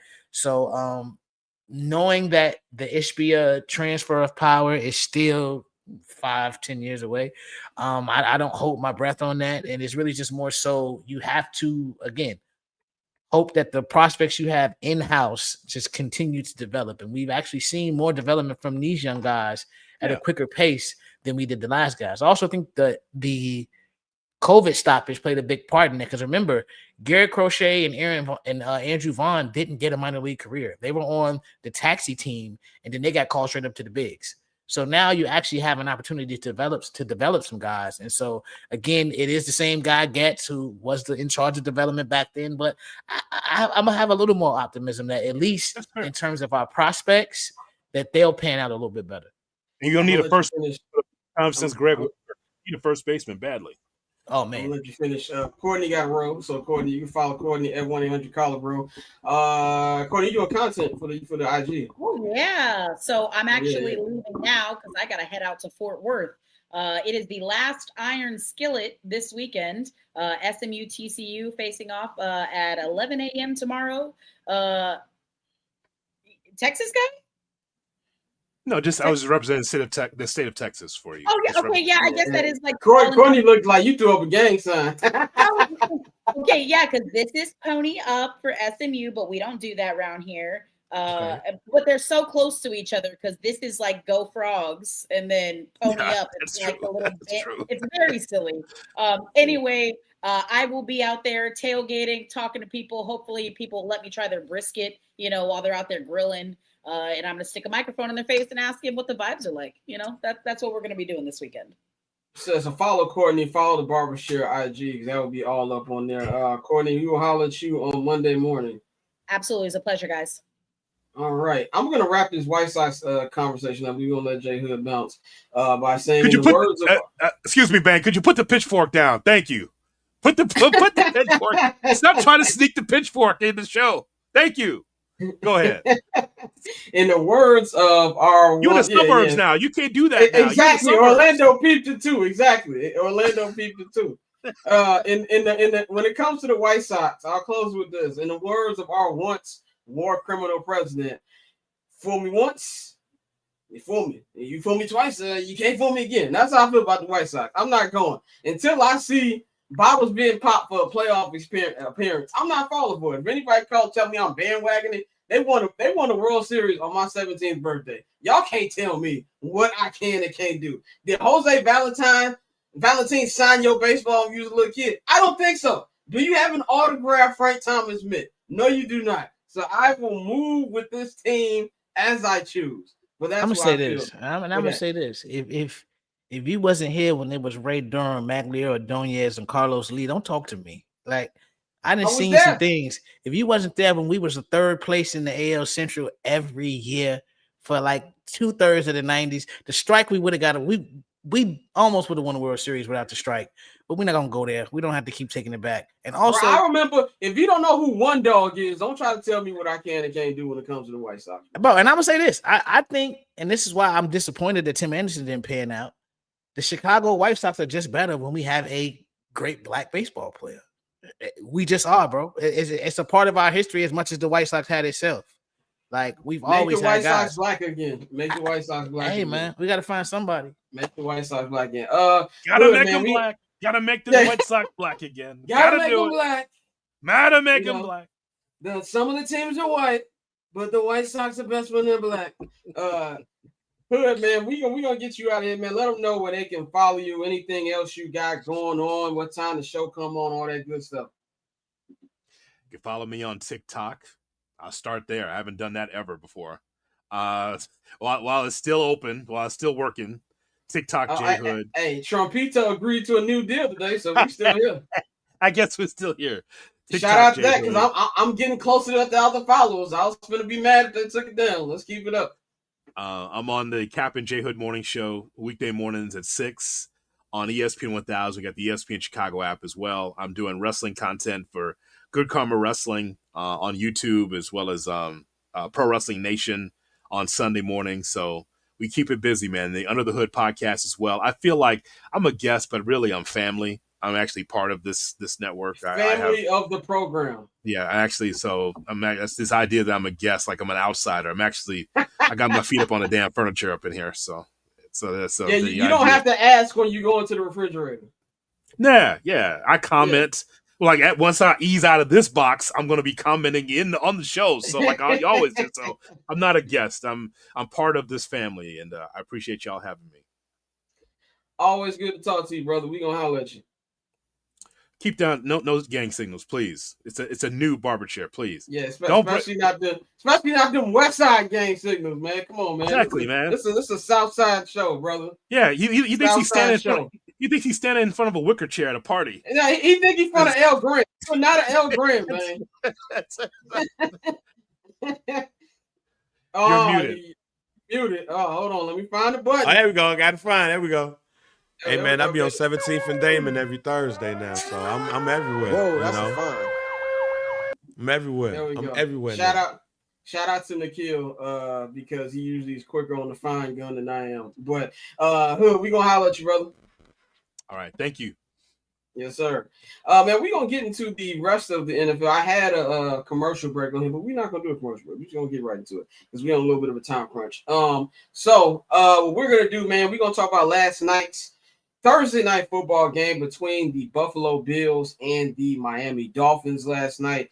I thought this was going to be a bad game. I thought we were going to get our usual Thursday night snooze fest, but it was actually pretty entertaining. And yesterday, the Bills ended up winning 31-21 because Tua threw a nice patty melt down the field at the end of that game. But if you look at this team right now, Joshua Allen went 22 of 28, 213 yards, passing 3 touchdowns in the air. James Cook, 19 carries, 108 yards, and 1 touchdown. He was hitting dudes with the I almost stopped. I almost said the N-word right there. He was hitting dudes with the thug. Watch out every time he was getting the ball. But I look at this game, and there's 2 things I got from this game. One is the Bills could be 7-0 by the time that Patrick Mahomes and the Kansas City Chiefs come to the Bills Stadium. And I'm gonna say that if you look at this schedule right, this is not a first place schedule, bro. These are the next 5 games. They've got the next 4 games. My bad. They got the Saints coming home. They got the Patriots. They go on to Atlanta. They go on to Carolina. They can easily be 7-0 before that game. Even though I picked this team to win the Super Bowl, they are my Super Bowl pick this year. It's something about them. And I know it's that defense that's just a little off to me. And it was concerning the way I saw them play last night. Now, granted, it is a division game. When you're in a division game, you got to throw all the stats and all the logical stuff out the window. And you got a team in Miami who's straight up desperate. They were not trying to go 3-0 last night, and I think they really put up a good performance. But I think that can be their Achilles heel because the offense is so pure. Like, they just score with ease. And if you're a Bears fan, obviously that's what you hope one day the Bears offense look like. As easy as it looks right there. But there were too many situations where they couldn't get stops. And that was irritating. Now, obviously, they got the biggest stop of the game by picking up Tua, but there's something about Tua's throws that are just off too. Even his touchdowns, you just look like, oh, there's a great chance that this ball can get picked off. But I'm slightly concerned that the defense could slow things down for the Bills. Bang, what did you see in last night's game? And are you on the same page with me when it comes to what you see in Buffalo? I didn't get to see much of the game because I was doing my second job. From what I did see of it, it wasn't so surprising to me. If you look at the parlay that I missed just by 1 leg because Tyreek Hill couldn't get 70 goddamn passing yards. Was that the parlay that Mikey set you up with? No, that was not. The parlay that Mikey gave me was off by a mile. But I did a parlay. Yeah, that was off by a mile. I think he sent that to me on purpose because I was like, "Yo, you don't be sending shit." He hear N-word. He definitely held out on the parlay. Yeah. But from what I did see of it, it was a Thursday game that I expected to go the way that it did because I took the 11.5 that they had with Miami. So I thought it was going to be closer than what they thought. However, and looking at Buffalo's schedule, I'm not gonna go on a limb. I don't think this is going on a limb. The only reason why the Buffalo Bills shouldn't go undefeated is because of injuries. They don't play nobody. I don't know how they lucked up with this schedule, but I'm gonna say this is what I will go on a limb with. This schedule so weak, they ain't winning the AFC. Because they ain't going up against nobody. Where's the adversity? Where's the adversity? Like, I looked at this schedule before the season, and that's why I said that the Buffalo Bills should have the best record in the AFC. And they should win unless somebody is hurt or they don't feel like playing. But not just because the schedule is weak, that this team is good. Offensively, they're good. Josh Allen still continues to do MVP-type things. James Cook is looking great coming out the backfield, Pauls. And I think that this team is going to go into the playoffs as the number 1 seed. With that being said, I think that this schedule is too easy for them. And there's not going to be a lot of adversity to them. And it's so bad that if you see them have adversity to teams, you should question some things. Like, they should not struggle against the New England Patriots. They should not struggle against the Miami Dolphins. They should not struggle against Justin Field and the Jets or Tyrod Taylor and the Jets. So in the division, they shouldn't. And then outside of the division, no. So, yeah, if I'm the Buffalo Bills fan, I'm happy about what I am seeing, what I got, and what can happen going forward. Dante, what did you see from the Bills? It kind of feel like, Baines was talking about they don't really play nobody. They got away with the dub week 1 against the Ravens because the Ravens bozo gene flared up like it was January again. What did you see last night? Was there anything? Are you concerned about the defense the way I'm concerned with the defense? No, I saw the week 2 Buffalo Bills. I mean, they're gonna be a-okay. Like Banks said, the schedule is too weak for them to actually, you be talk about things being too big to fail. And I think this team is too good to finish less than like 11-6 would be like a disappointment with that Hell schedule. yeah. Like it's still a 12-13 win football team. You still gonna have to go up to Buffalo to play a playoff game. So I mean, I'm not really worried about them at all. It should be way more worries on that other sideline. I know we're gonna talk about that in a second, but in terms of Buffalo, I'm not really concerned. It's just the week 2 Bills. The Bills are going like every good team. They're gonna trick off 1 or 2 games a year, and like this game was closer than it should have been. But as long as you got the dub, then I don't think it's anything to be worried about. So I'm not worried about Buffalo. That was a good point. I never felt like they were going to lose last night. And that's something that I was watching. Shout out to Chris Long, man. There's not a lot of football podcasts I like. I love the Green Light Pod. And no, I was not paid to give this endorsement, but I do like the Green Light Pod. And I was watching his reaction last night, and Chris Long was saying that, he's watching the game, and his wife came in like, "Oh, it's a close game." And he was like, I didn't know how to explain to her that, yeah, it's a close game, but there's no way Buffalo's losing this game. And that's how I felt watching the game. Like, I was like, oh, okay, this is just good for my entertainment. You know what I'm saying? Like, this is just a close game, but I never felt like they were going to lose. You know what I'm saying? So I do agree with it on that point. Now, they are in the same category as Baltimore with nothing they do in the regular season is going to matter. We're looking at them January. Can you get it done and make it to the Super Bowl? And let's go to the other side of the field yesterday, the Miami Dolphins. We've been talking about Black King Mike McDaniel all day, but he's looking like a coach that could be fired by trade deadline. And not only could he be fired by a trade deadline, Tyreek Hill, we all laughing at Tyreek Hill. He ain't had 30-yard catches then. Okay, yeah, it's funny till he land back up in Kansas City. Then it ain't gonna be funny no more when Pat get his boy back and then he start. Oh, see, this is what happens when you give me actual wide receivers to throw to.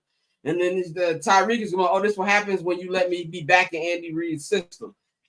I think this is just a matter of time because if you look at them, they're not going to get much better, bro. Like, I'm trying to pull up the Dolphins schedule, but it don't really matter because the way they're playing. And I think that defensive coordinators know that Tua just can't throw, bro. He just can't throw. Now, you got some interesting games that if you are a Dolphins fan, there's 2 games to get back into this thing. You got the Jets at home, and you go on the road to play the Panthers. If you lose both of them, that trade, you might as well just get ready for the Adam Schefter, Ian Rappaport, Tyreek Hill's going back home for a 4th rounder and a bag of chips that's going to come across our phones because I feel like that would seal it right there.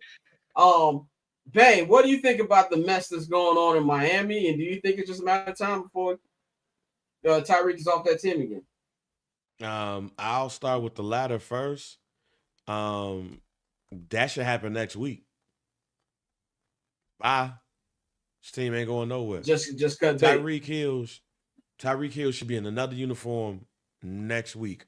Why wait to the new trading deadline? Bye. See you later. Thanks for everything. Boom. As far as the Miami Dolphins, I know it was a report that came that owner Stephen Ross was like, nah, I don't want to let him go. I like him. So I don't think that he will be an in-season fire. But he gone at the end of the season. See, this makes the Bears look even worse. I hate to bring the Bears back. We just did the local wild, but this make the Bears even worse. Look worse. Because you beat up on the team that wasn't shit. Like that was the practice that had us going, hey, we might got something because he was beating up on the Miami Dolphins. The Miami Dolphins and the Miami Dolphins and the journalists in Miami was like, oh, they practicing too hard. They hitting too hard. They hitting too hard. Look at us picking on the little kid. Wow. The other thing about this and what I will compare to the Bears, and I didn't say this last in the local hour because I was saving it for this. Boy, this shows me that locker room leaders are needed. Who in the hell are the locker room leaders, both of those teams? Because when Tyreek Hill had the issue last year, Calais Campbell was somebody that almost got arrested with him. Like, who gonna get arrested with him now? Nobody. There's no locker room leader on this team. There's nobody that you can look to and be like, yo, I got it. There's nobody on this team that if they got up in the middle of the locker room and be like, hey, man, nobody would care. And that is one of the biggest reasons why the Miami Dolphins are the way that they are. I know I joked about our Black King McDaniel, last joint, but I'm dead serious. Look at him. What makes you respect him as a coach? Like, as the head coach? Like, this is not meant to be disrespectful.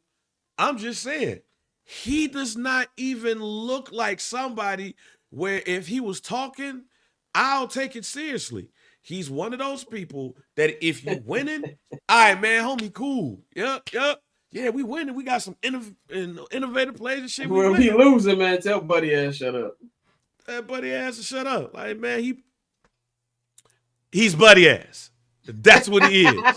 All right? One of the greatest moments, he's buddy ass. That's what RIP my boy Rico, man. Exactly, Rico, man. He's that. And when you look at that, I like him. First of all, I was hoping that the Bears hired him. Low key, when they did that shit with Eberflus, I was like, why you didn't get him? But I'm glad we didn't get him. Unless you would have had somebody on the defensive side that was really on it. So the last thing I will say is this. Everybody has been saying, maybe Brian Flores was right. I don't necessarily think Brian Flores was right. What I will say, however, though, is this. This shows you the difference between a coach that's going to hold people accountable and demand something and a coach that's going to come in and be like, hey, man, hey, got some plays. Wrote them up. Let's try them out. I don't feel that, and I have not felt that from Mike McDaniel. What I saw was a coach that was good offensively, but had people around. Now those people are gone. Now you got Tyreek Hill, who's basically doing what he wants to do. You got Tua, who's trying to be the leader. You can tell he's trying to be the leader, but he don't know how to do it. And outside of those two, who on the team that you respect enough to listen to? Somebody tell me who that is, because they ain't got nobody. And even when it comes to Tua, I think players respect quarterbacks by how well they can play. Or unless you're the backup who's just a vet and he knows everything. I don't think people in that locker room look at Mike McDaniel like, oh, not Mike McDaniel, but Tua like, yeah, man, we get behind Tua. Dante, what's your take on the Dolphins? They scared he gonna get hurt. Yeah, I mean, I think with Tua, it's the offense has helped him out a lot because a lot of people will point to his completion percentage and things like that. And I hold on, put that comment back up. No, that's perfect. Because Bang, to your point, it's like and we saw this with Eberflus as well. When you try to be too cool, like somebody posted a clip today of Eberflus with Nate Davis, who literally got ran off by Mike Vrabel because he called him lazy.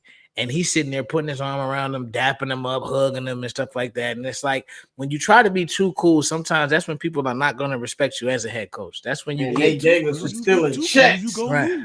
That's when you get those checks. You get those tantrums on the sidelines by Tyreek Hill as he's looking at the iPad and going over the plays and things like that. So I think it's a situation where if you're the Dolphins, it's crazy because before the concussions and everything, you thought you really had something with Tua and the McDaniels pairing. But I think it's one of those situations where one of them has to go. And unfortunately, because of the money you have tied into Tua, it's probably going to be the head coach. So, and as far as Tyreek Hill, I think this is one of those situations where because it is such a no-brainer, the fact that it's not happening makes me question, are they concerned about the off-field stuff? Like the reports came out about him, him and his ex-wife. This has been consistent throughout his career. He got in trouble when he was in Kansas City. So it's one of those situations where the more it lingers and the move isn't made. I know Stephen Ross can say all day, oh, well, I still want him here. But the Dolphins not going anywhere. If he had the opportunity to get off some of that money and get some draft capital, he would do it.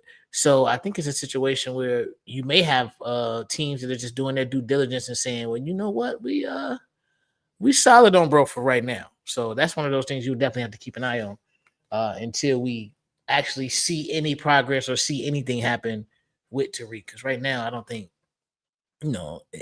there's no reason to not make there's no reason to not make that move as opposed to that. Yeah, I forgot about his off. And think, G, they just got jammed up for wearing the Rice t-shirt. So you can't have one wide receiver who's out here running people over, and then you bring back the domestic abuser. Like you just look crazy. Who got in trouble while he was on that team that he might go to. I don't think the Kansas City Chiefs care at all. if there's a chance to get him back, Pat gonna be like, look, dog, I'll bring him to Bible study. Bring him back on this team. Like that. I don't know, man. You saw what he did with his daddy. He ain't messed with his daddy for a little bit after that DUI. So Tyreek get on that field, and then he gets on the commissioner's list. He gonna be pissed. That is a good point. That's gonna be something to follow, man. Next topic. We ain't got to spend too much time on this, but I just feel like we got to talk about it since it's been brought up. Tom Brady, GOAT. He is announcer. He will be at Soldier Field on Sunday. Hopefully, I actually can run into Tom Brady this time because I didn't see him last time when he did the Packers game. And he is the minority owner of the Las Vegas Raiders. Now, there was a lot of hectic stuff this week because you saw him on Monday Night Football in the booth with the headphones on. Shout out to the Ursay girls because they're the ones I haven't seen anybody before them have on headsets, and they're not. Hey, I love her. I love her. Hell, though. With the iced out Cuban, I rock with Shorty, man. I do too, but her eyebrows scary as hell. Her shit look like. Bro, one of the players said when they be in there working out, she be in there on the treadmill. Like she really locked in, G. Like I rock with eyebrows like this though. Anybody who wear a headset on the sideline, you own the team, you locked in. For me, man, everybody was talking about conflict of interest and things like that. Maybe it's just me. I don't care too much, man. I kind of treat this like the Kawhi story, bro. I just don't care. Like, it's not like Tom Brady. I don't believe Tom Brady has the time to sit in these meetings and going over X and O's. And I know what production meetings look like. I don't believe these coaches are dumb enough to go in there and actually say X and O stuff to not just Tom Brady, but just to announcers. And when Ben Johnson said the other day, like, yo, when I'm in these production meetings, I'm doing coach speak. Like, that should be common sense. I think people are just mad about it because it's Tom Brady, and he has a history of cheating, and people just think it's the same thing. So I personally don't see a problem with it, but I also get the outrage at the same time. But it's kind of whatever to me at this one. Ben, do you feel any kind of way about the Brady thing? I felt the way of people saying, oh, he's going to be in the booth for the Bears-Cowboys game, and who does the Bears play next week? The Las Vegas Raiders. Do y'all think that the Las Vegas Raiders need Tom Brady in the goddamn booth to beat the Chicago Bears now? No. So please don't involve the Chicago Bears in this. They don't need Tom Brady in the booth to win the game. They don't need Tom Brady hits to win the game. All right. So let me just get that out the way. No, I don't have a problem with it because, Ben Johnson is right. They do coach speak. You think any head coach is in these meetings really going over game planning and what they're going to do? No, they need tidbits to talk about what they're going to talk about in the joint. They need that. Ben Johnson said that Caleb Williams, boom, boom, boom, boom, boom, boom, boom, boom, boom, boom, boom, boom. That's what they do. So I'm not worried about that all. I'm not worried about the optics and stuff like that. I think some of it is stupid, like the whole Bears Las Vegas thing. I think it's all too much to do about nothing.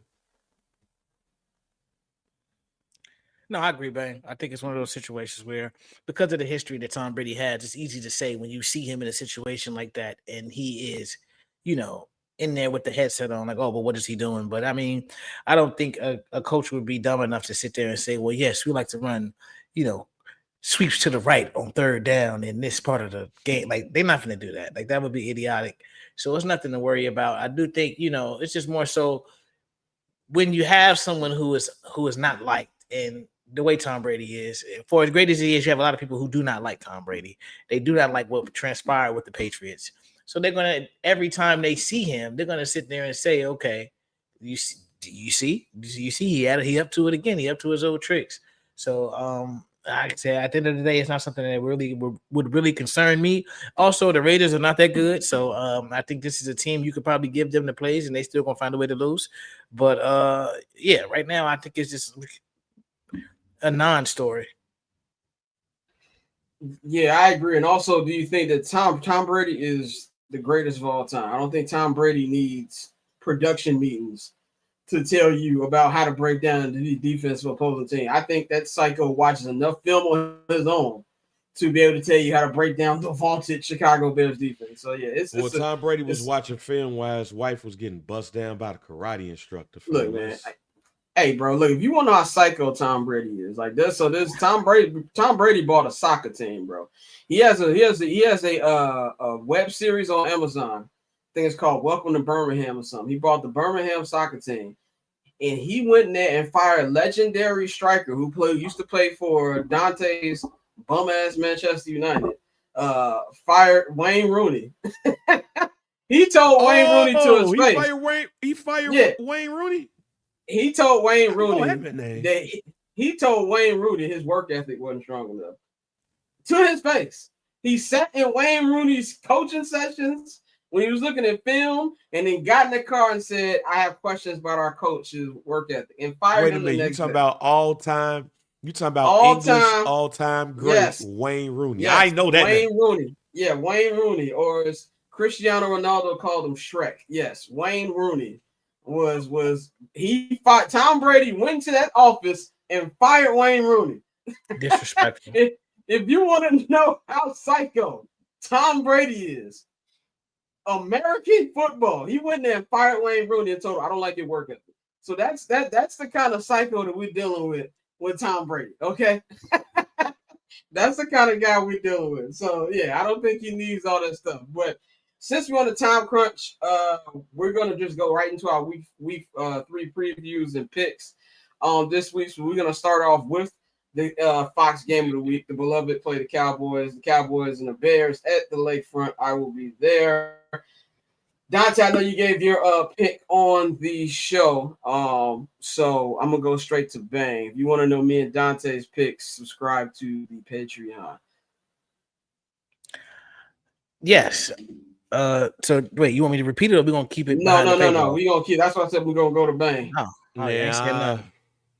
I struggle with this one, but I am going to pick the Bears 35-33 over the Dallas Cowboys. The only reason why I'm going to do this is because the Bears are at home. Interesting. That's the only reason I'm going to do this, because the Bears are at home. They haven't won a home game since October 6, 2024. I know. Believe me, buddy, I know. Believe me, buddy, I know. But that's the only reason why I'm going to pick them. I have no reason to pick them other than that. Like, the weather's not supposed to be the best Sunday. I saw too. Let me check my Palm Pilot. Oh, it's supposed to rain on Sunday. But it's going to be a high of 77, though. It's going to be a high of 77. But I'm now, whether this is the rain. You said it's supposed to do what? It's supposed to rain, but I don't know if it's Dakota Rain. It's just, y'all just get ready. That's a good one. Slam them overs. That's a good one. Oh yeah, but I'm picking the over. I'm definitely picking the over on this game. What's over 50 points? Yeah, I'm definitely picking the over. Bears 35-33. Caleb Williams, this will be his best game as a pro. And I do think the running game is going to look. I think I saw a stat that I don't know how true or not. I ain't been looking at the stats like that because this team has been terrible. But I thought I saw a stat that said that the Bears their run block rate was one of the best in the NFL, but their run off, but the runners ain't been shit. I think this is going to be a good game when it comes to the running game, and it's going to help out Caleb Williams and the passing game. I also believe that Colston Loveland or Luther Burden will get their first touchdown of their careers. That I do agree. Now, for the running game to be good, I think that you better hope that DeAndre Swift plays. If not, get ready to speak Cal Malunga because he's listed questionable in today's injury report. Anyway, you didn't hear what Ben said about Roshan? No, He asked him about Roshan's role. He said, yeah, he does good at special teams. So That's project. that's what I said. Oh, and I saw that 20. That's what I said in the chat. I said he's on special teams. He's not doing shit. He's on special teams. Yeah, Ben basically I said, wasn't tripping. back to the ghetto you go. He's like, no, I'm straight. I'm straight I on knew I that. wasn't tripping. Going to that team up north. They are 2-0 right now, and they're trying to go 3-0. Actually, no, 3-0. I'm tripping. No, they're 2-0. 2-0. My bad. I'm tripping because they beat the Lions and they beat the Commanders. They're 2-0. They're going against the Cleveland Browns in Cleveland. Cleveland, man. Look, if you want to look, the only guys who might have a worse history than this when it comes to quarterbacks is the Cleveland Browns, and even that is still a discussion. But I think I would take Jay Cutler almost over every quarterback they've ever had. Not saying much at all, but this Browns team is bad, bro. It's bad. If you got 4 quarterbacks, you got none. I think the Packers going to get an easy dub. Green Bay moves to 3-0, unfortunately. Dante, who you got in this? Green Bay by at least 2 touchdowns. Green Bay in the blowout. Dylan Gabriel will be the starter next week. Okay. All right. This next game, man, Bengals and Vikings, the backup bowl. Jake Browning versus Mr. Carson Wentz. J.J. McCarthy's going to be out, what they said, the next 4 to 6 weeks, I think, which was not good for him. I watched that game on Sunday on the way back from Detroit, and I was just so mad the Bears let him off the hook. He's a bum. I'm sorry. Jake Browning, he looked real good in the second half of their game last week against the Jaguars. He held it down. They won. He's actually a really good backup quarterback. This game is in Minnesota, though. I'm going with the Vikings because that defense is great. I think they're going to make things difficult for Browning, and I think Wentz can make just enough plays. I like Kevin O'Connell so much that you could throw me on the center, and I think I can at least hand the ball off 1 or 2 times really good. I think Carson Wentz is going to be good. Now, the bad thing for them is Aaron Jones is also out as well, so that's going to affect their run game a little bit. I think this will be a close game, but I'm going to go. Jordan Mason rushing for 100. That's right. They do got Jordan Mason. I almost forgot about that. I'm going with the Vikings. In this one. Yeah, Minnesota as well. I don't like the backup QB bowl, but I mean, I also think Carson Wentz has an opportunity to really establish himself as a veteran backup, a solid option, and probably get a couple more checks. So I'm gonna go Vikings. With that being said, I think Jake Browning is going to be better than people think. He's one of those backup quarterbacks who's the perfect backup quarterback for the team that he's on. Because he could come in seamlessly because he has some of the same traits. Not as good, but he has some of the same traits as the quarterback that's there. This is the start of Jake Browning getting a lot of money to be somebody's starting quarterback, a bridge quarterback. Shouts out to Mike Glennon. I have the Cincinnati Bengals in a close one.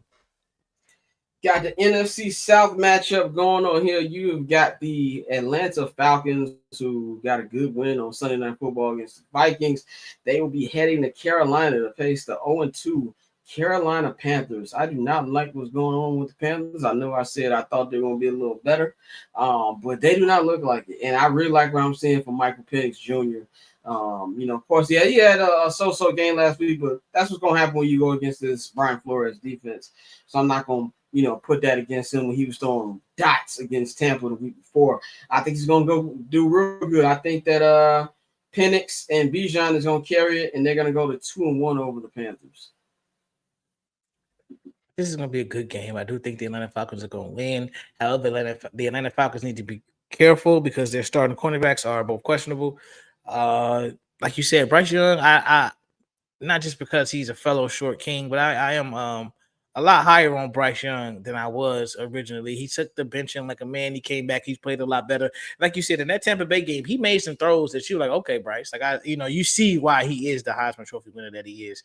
But with that being said, I really like Michael Penix a lot. Michael Penix can make any throw. I think Bijan, Saquon is nice, and he's coming off a historic season. But if you told me Bijan was the best running back in the NFL, I wouldn't disagree with you. Like, he's that versatile. He does that much. He's really that old school LT Matt Forte.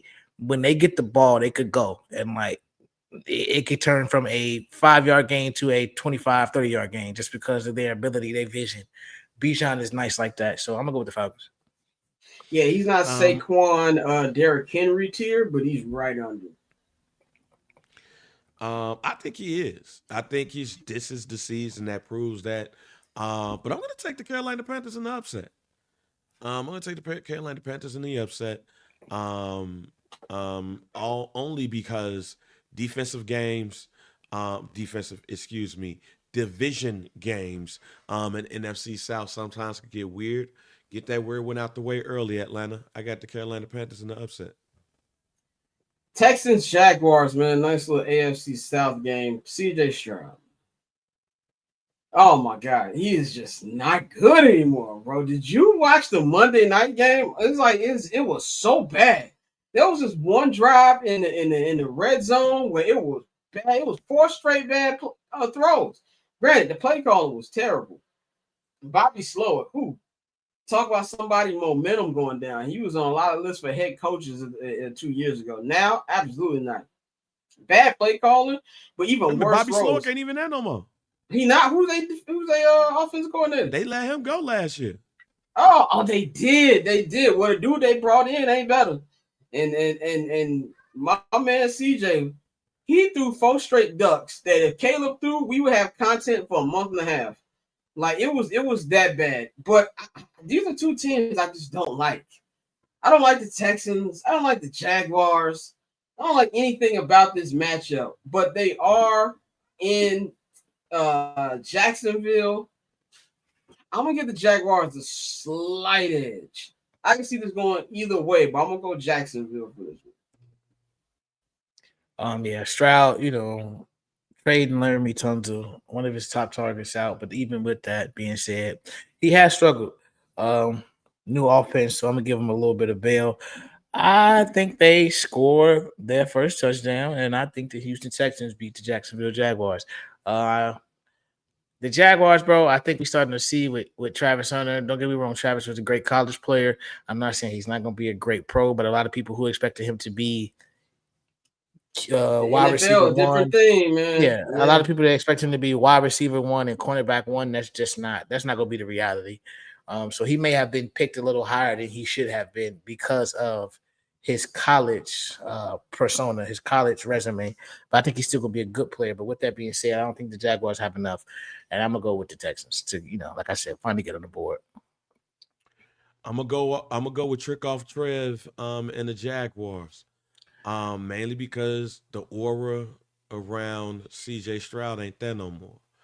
I also think that both teams. Well, I think the Texans made a dumbass move, or Nick Chubb made a dumbass move when he ran and scored that touchdown. He should have went ahead and slid, and stuff too. So that team's not even playing smart. If that team would have played a little smarter, they would have actually won that game last week. But CJ Stroud, also, and I'll continue to say this to Chris Canty and some of those others who was talking about the Bears passing on Caleb. The Bears passed on CJ Stroud to get Caleb Williams. Look, CJ Stroud is the biggest reason why you don't crown somebody after their first season. Because when the NFL get tape on you and you ain't got the coaches that'll help you out, this is what you get. The aura around CJ Stroud is no longer there.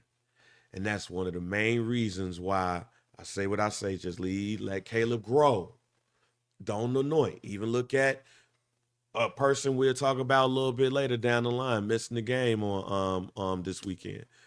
So I just don't think that the aura around CJ Stroud is that no more. As Shane said, he shouldn't have trapped the little bro Caleb because he ain't been the same literally since that game.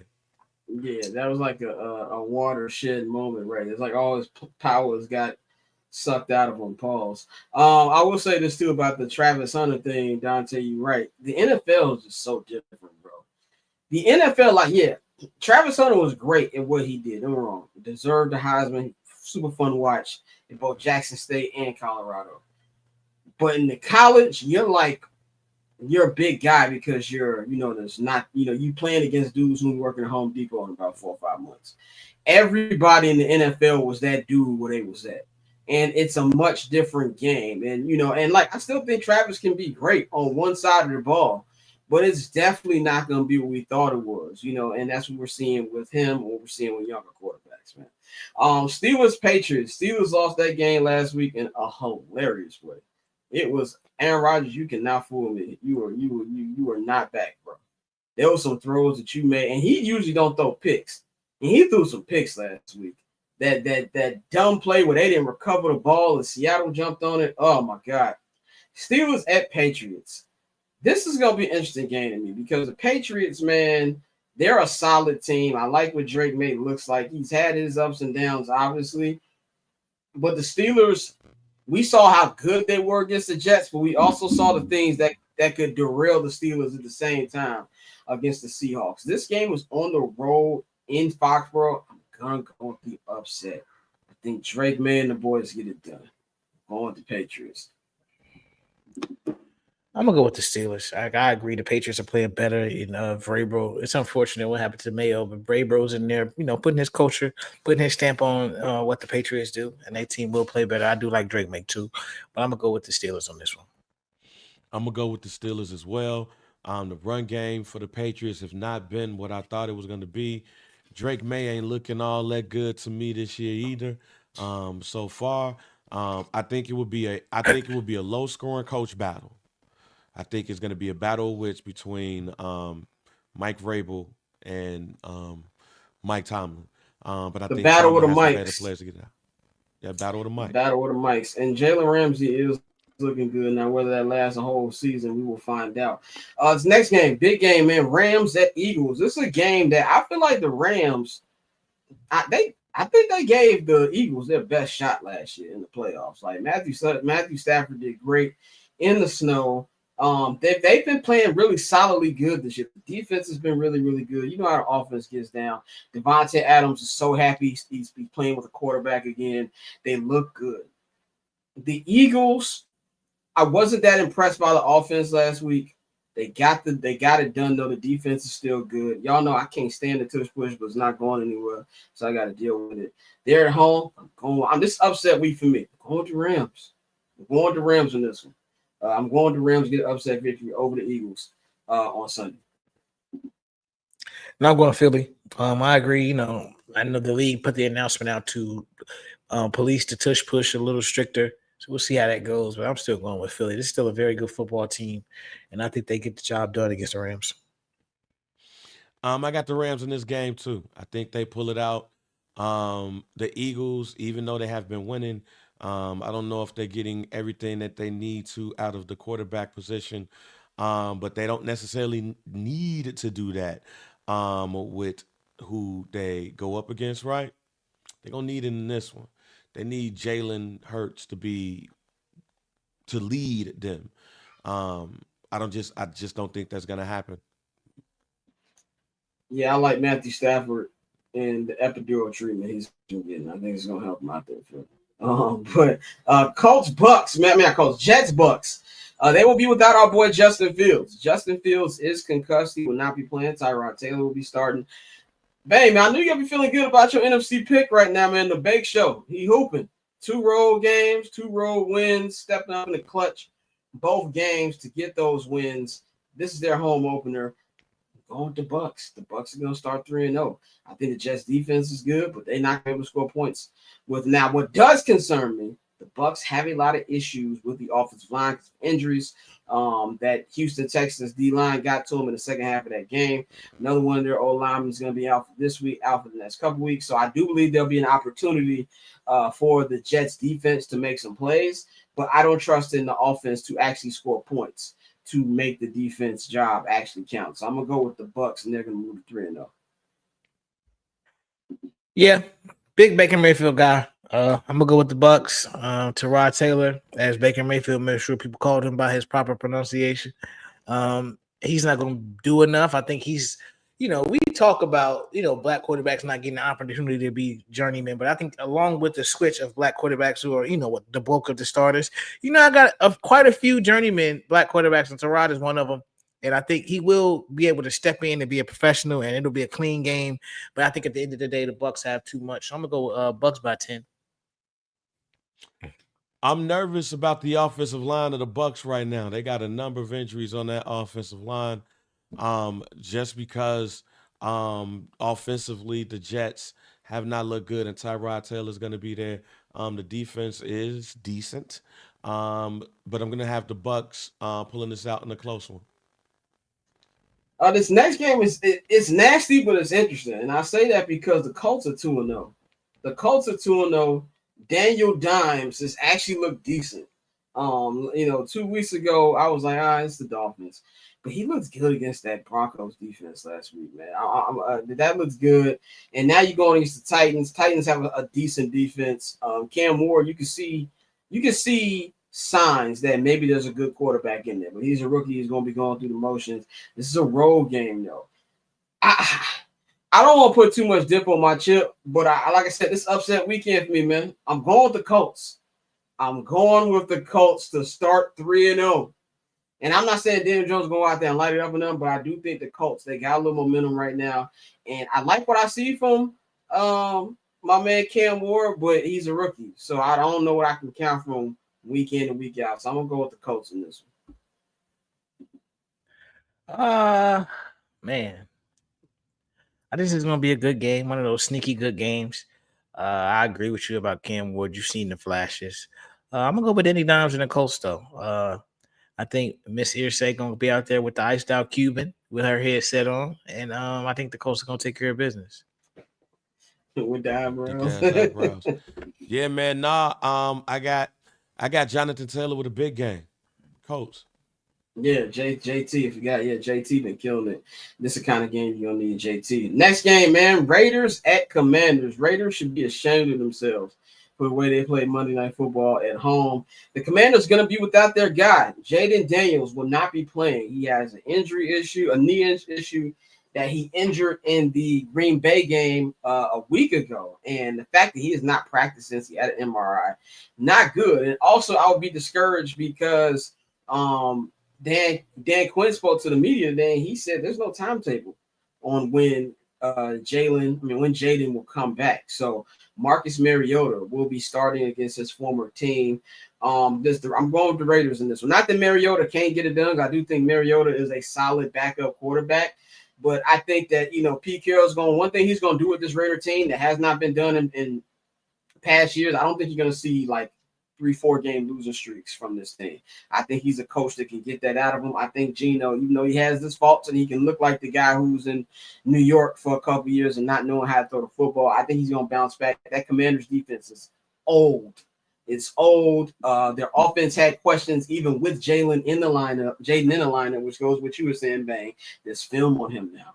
He doesn't look as close before. Defense is like, he can't throw to his left. So I believe that was going to be an issue anyway. You got a big game from Max Crosby. I'm going with the Raiders in this. Yeah, I agree. With Marcus Mariota behind the helm, I have no real faith in the Commanders. I think Cliff Kingsbury can cook up a decent game, but I think this is definitely one of those games if you're the Raiders. Even though it's tough, West Coast teams coming to the East Coast, I think the Raiders get it done. Yep. I am going with the Raiders. I was thinking this could be a Marcus Mariota revenge game, but no. I am going with the Raiders here in this game in the upset.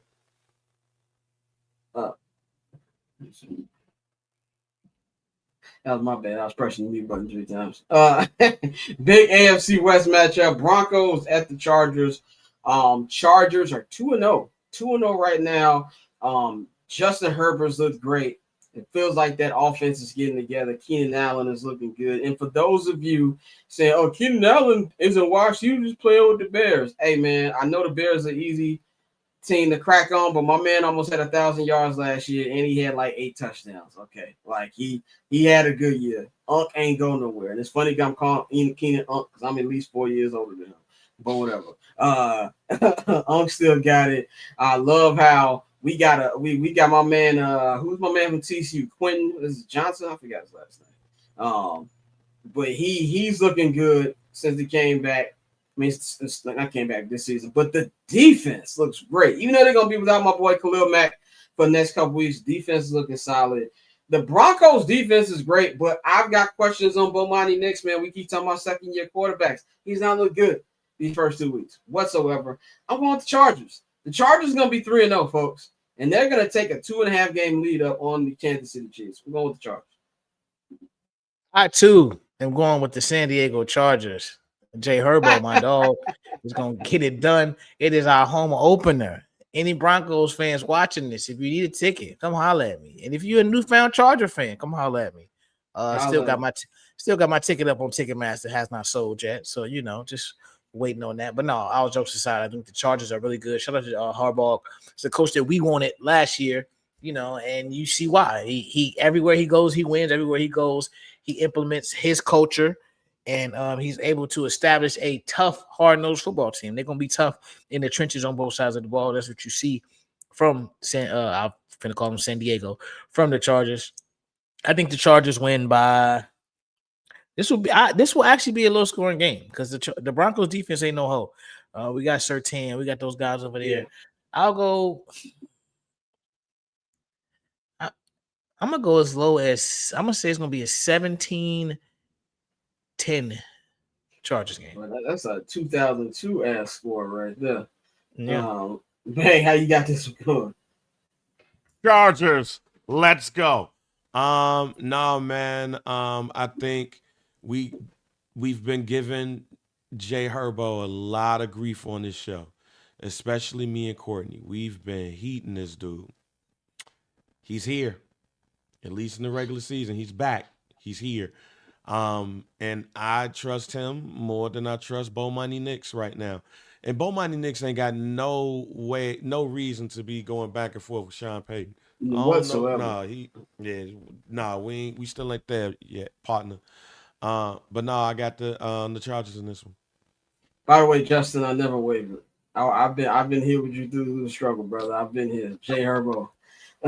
Saints Seahawks. I have no analyst for this. Seahawks will win. Seattle. They better. Yeah, Seattle better win. They better. Cardinals, Niners, game 2 of the Mac Jones experience. The Cardinals have actually started off fake decent, but I don't like Kyler Murray. I have no reason for why I don't like Kyler Murray. I just don't like Kyler Murray, and their head coach gives me Kendall Roy vibes. So I'm going with the Niners in this one. And I think if Mac keep hooping, I don't know. I'm not. Obviously, Purdy got paid, but we all know Shanahan always wanted Mac Jones. So this is going to get interesting to me if he keep hooping. But I'm going with the Niners.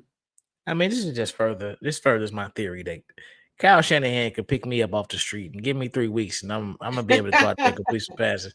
The man's offense is just amazing. He is elite, one of the best of the best. I got the Niners in this one. I'm actually gonna go with the Cardinals in this one because for some reason the Cardinals play them very well. It never fails that they play them very well. This should be an easy game for them, and I'm on the Mac Jones train. I told y'all. I think Mac Jones is going to be the next Sam Darnold, and somebody going to pay him money off of what he does this season. But they also think he going to trick one off, and it's going to be one of them. Final 2 games, and we're going to wrap today's episode up, man. Our 2 primetime games. Sunday Night Football, the 0-2 Chiefs head to the Meadowlands to take on the 0-2 Giants. Something's got to give. I'm just going to tell y'all right now. Stupid finish alert. 2 days ahead of time. This is going to be a dumbass game. This is what Bain just said about the Seahawks. The Chiefs better win. They've been on pat all week. They better win. You know what I'm saying? Like, I think the Giants will give them a fight. I got the Chiefs winning just because I just can't see a world where the Chiefs go 0-3. But this is going to be a dumb game. I feel it in my bones. This is going to be a close game that's going to go down the wire, and something stupid is going to happen. But ultimately, I do think the Chiefs will pull it out. Yeah, I got Chiefs. So it's a get right game for them, a game they need right now. I think they'll take care of business. I got Kansas City by 2 touchdowns. Kansas City gonna whoop their ass. All right, now I'm just the one on the conspiracy train. We'll see. Final game of the week, Monday Night Football. This is going to be a good one, man. We got the Detroit Lions and all their huffing and puffing fans. We'll be heading to Baltimore to take on the Baltimore Ravens on Monday Night Football. I believe the Lions going to be brought right back to earth and realize that every team is not the Chicago Bears. I've got the Ravens winning this game because I'm going to sound like a hater when I say this. Even though they did lose by 30 points, I was not really impressed with the Detroit Lions last week. I know that sounds like a hater comment. That is fine. I think the Ravens are going to win by multiple touchdowns. I'm going with the Ravens. Yeah, I think Lamar Jackson's definitely on the warpath. You know what he got to get done this year. I'm going to go with the Ravens as well. Ravens. I don't think the Lions are that good. I just think they got revived by going against the Bears. Not because I'm not a Detroit Lions fan. I just think that they still got a lot of work to do. And being that Baltimore lost the way that they lost against the Bills, they got to show how they act against these upper echelon teams. So they're going to beat the shit out the Lions. Yes, sir, man. That is our week 3 preview, man. Shout out to all of y'all watching, man. We appreciate y'all. It was very active in the chat today. Big shout out our brother Jonathan Hood for joining us once again. If you missed the announcement at the beginning, the price of the brick just went up, people. The local hour starting Monday will be behind a paywall. So if you want to hear us talk about all the goings-ons in Chicago sports, you need to subscribe to the Patreon, man. The link is right there in the description box. It is on the screen right now. You can take your phone up to this QR code right here on the screen. Scan it. It will take you to the link. If you subscribe either to the $5 I'm not going to hold you to, or the $10 Barber's Chair All Access tier, which gets you everything, you will get the local hour audio. You will get the local hour video every week, and you can see what we're talking about with that. And of course, the rest of the show will be live like per usual. That one will be around an hour as well. And also, if you subscribe, you get 25% off code for the Barber's Chair Network merchandise shop, man. So you might want to get on that as well, man. So y'all know to follow me at Barber's Chair Scott on all social media platforms. Sunday, we will be having another episode of 79th and Hallis dropping. Hopefully, me and my brother are talking about a win. That's what I am hoping. I will not be in Vegas next week. So after this game, I'm off to Washington game. So check that out. You can follow Bang at JR Bang on all social media platforms. There's a new episode of Some Dude. There's a new episode of First Black Champ Up. You can follow Dante at October Zone Tail on all social media platforms. Follow the Barber's Chair Network at Barber's Chair Co on all social media platforms. And follow our partners, H&B Media at H&B Media TV on Twitter and at HB Media on Instagram, man. Y'all enjoy y'all weekend. I'm going to enjoy it. It's a lot of sports on this weekend, so I'm looking forward to that.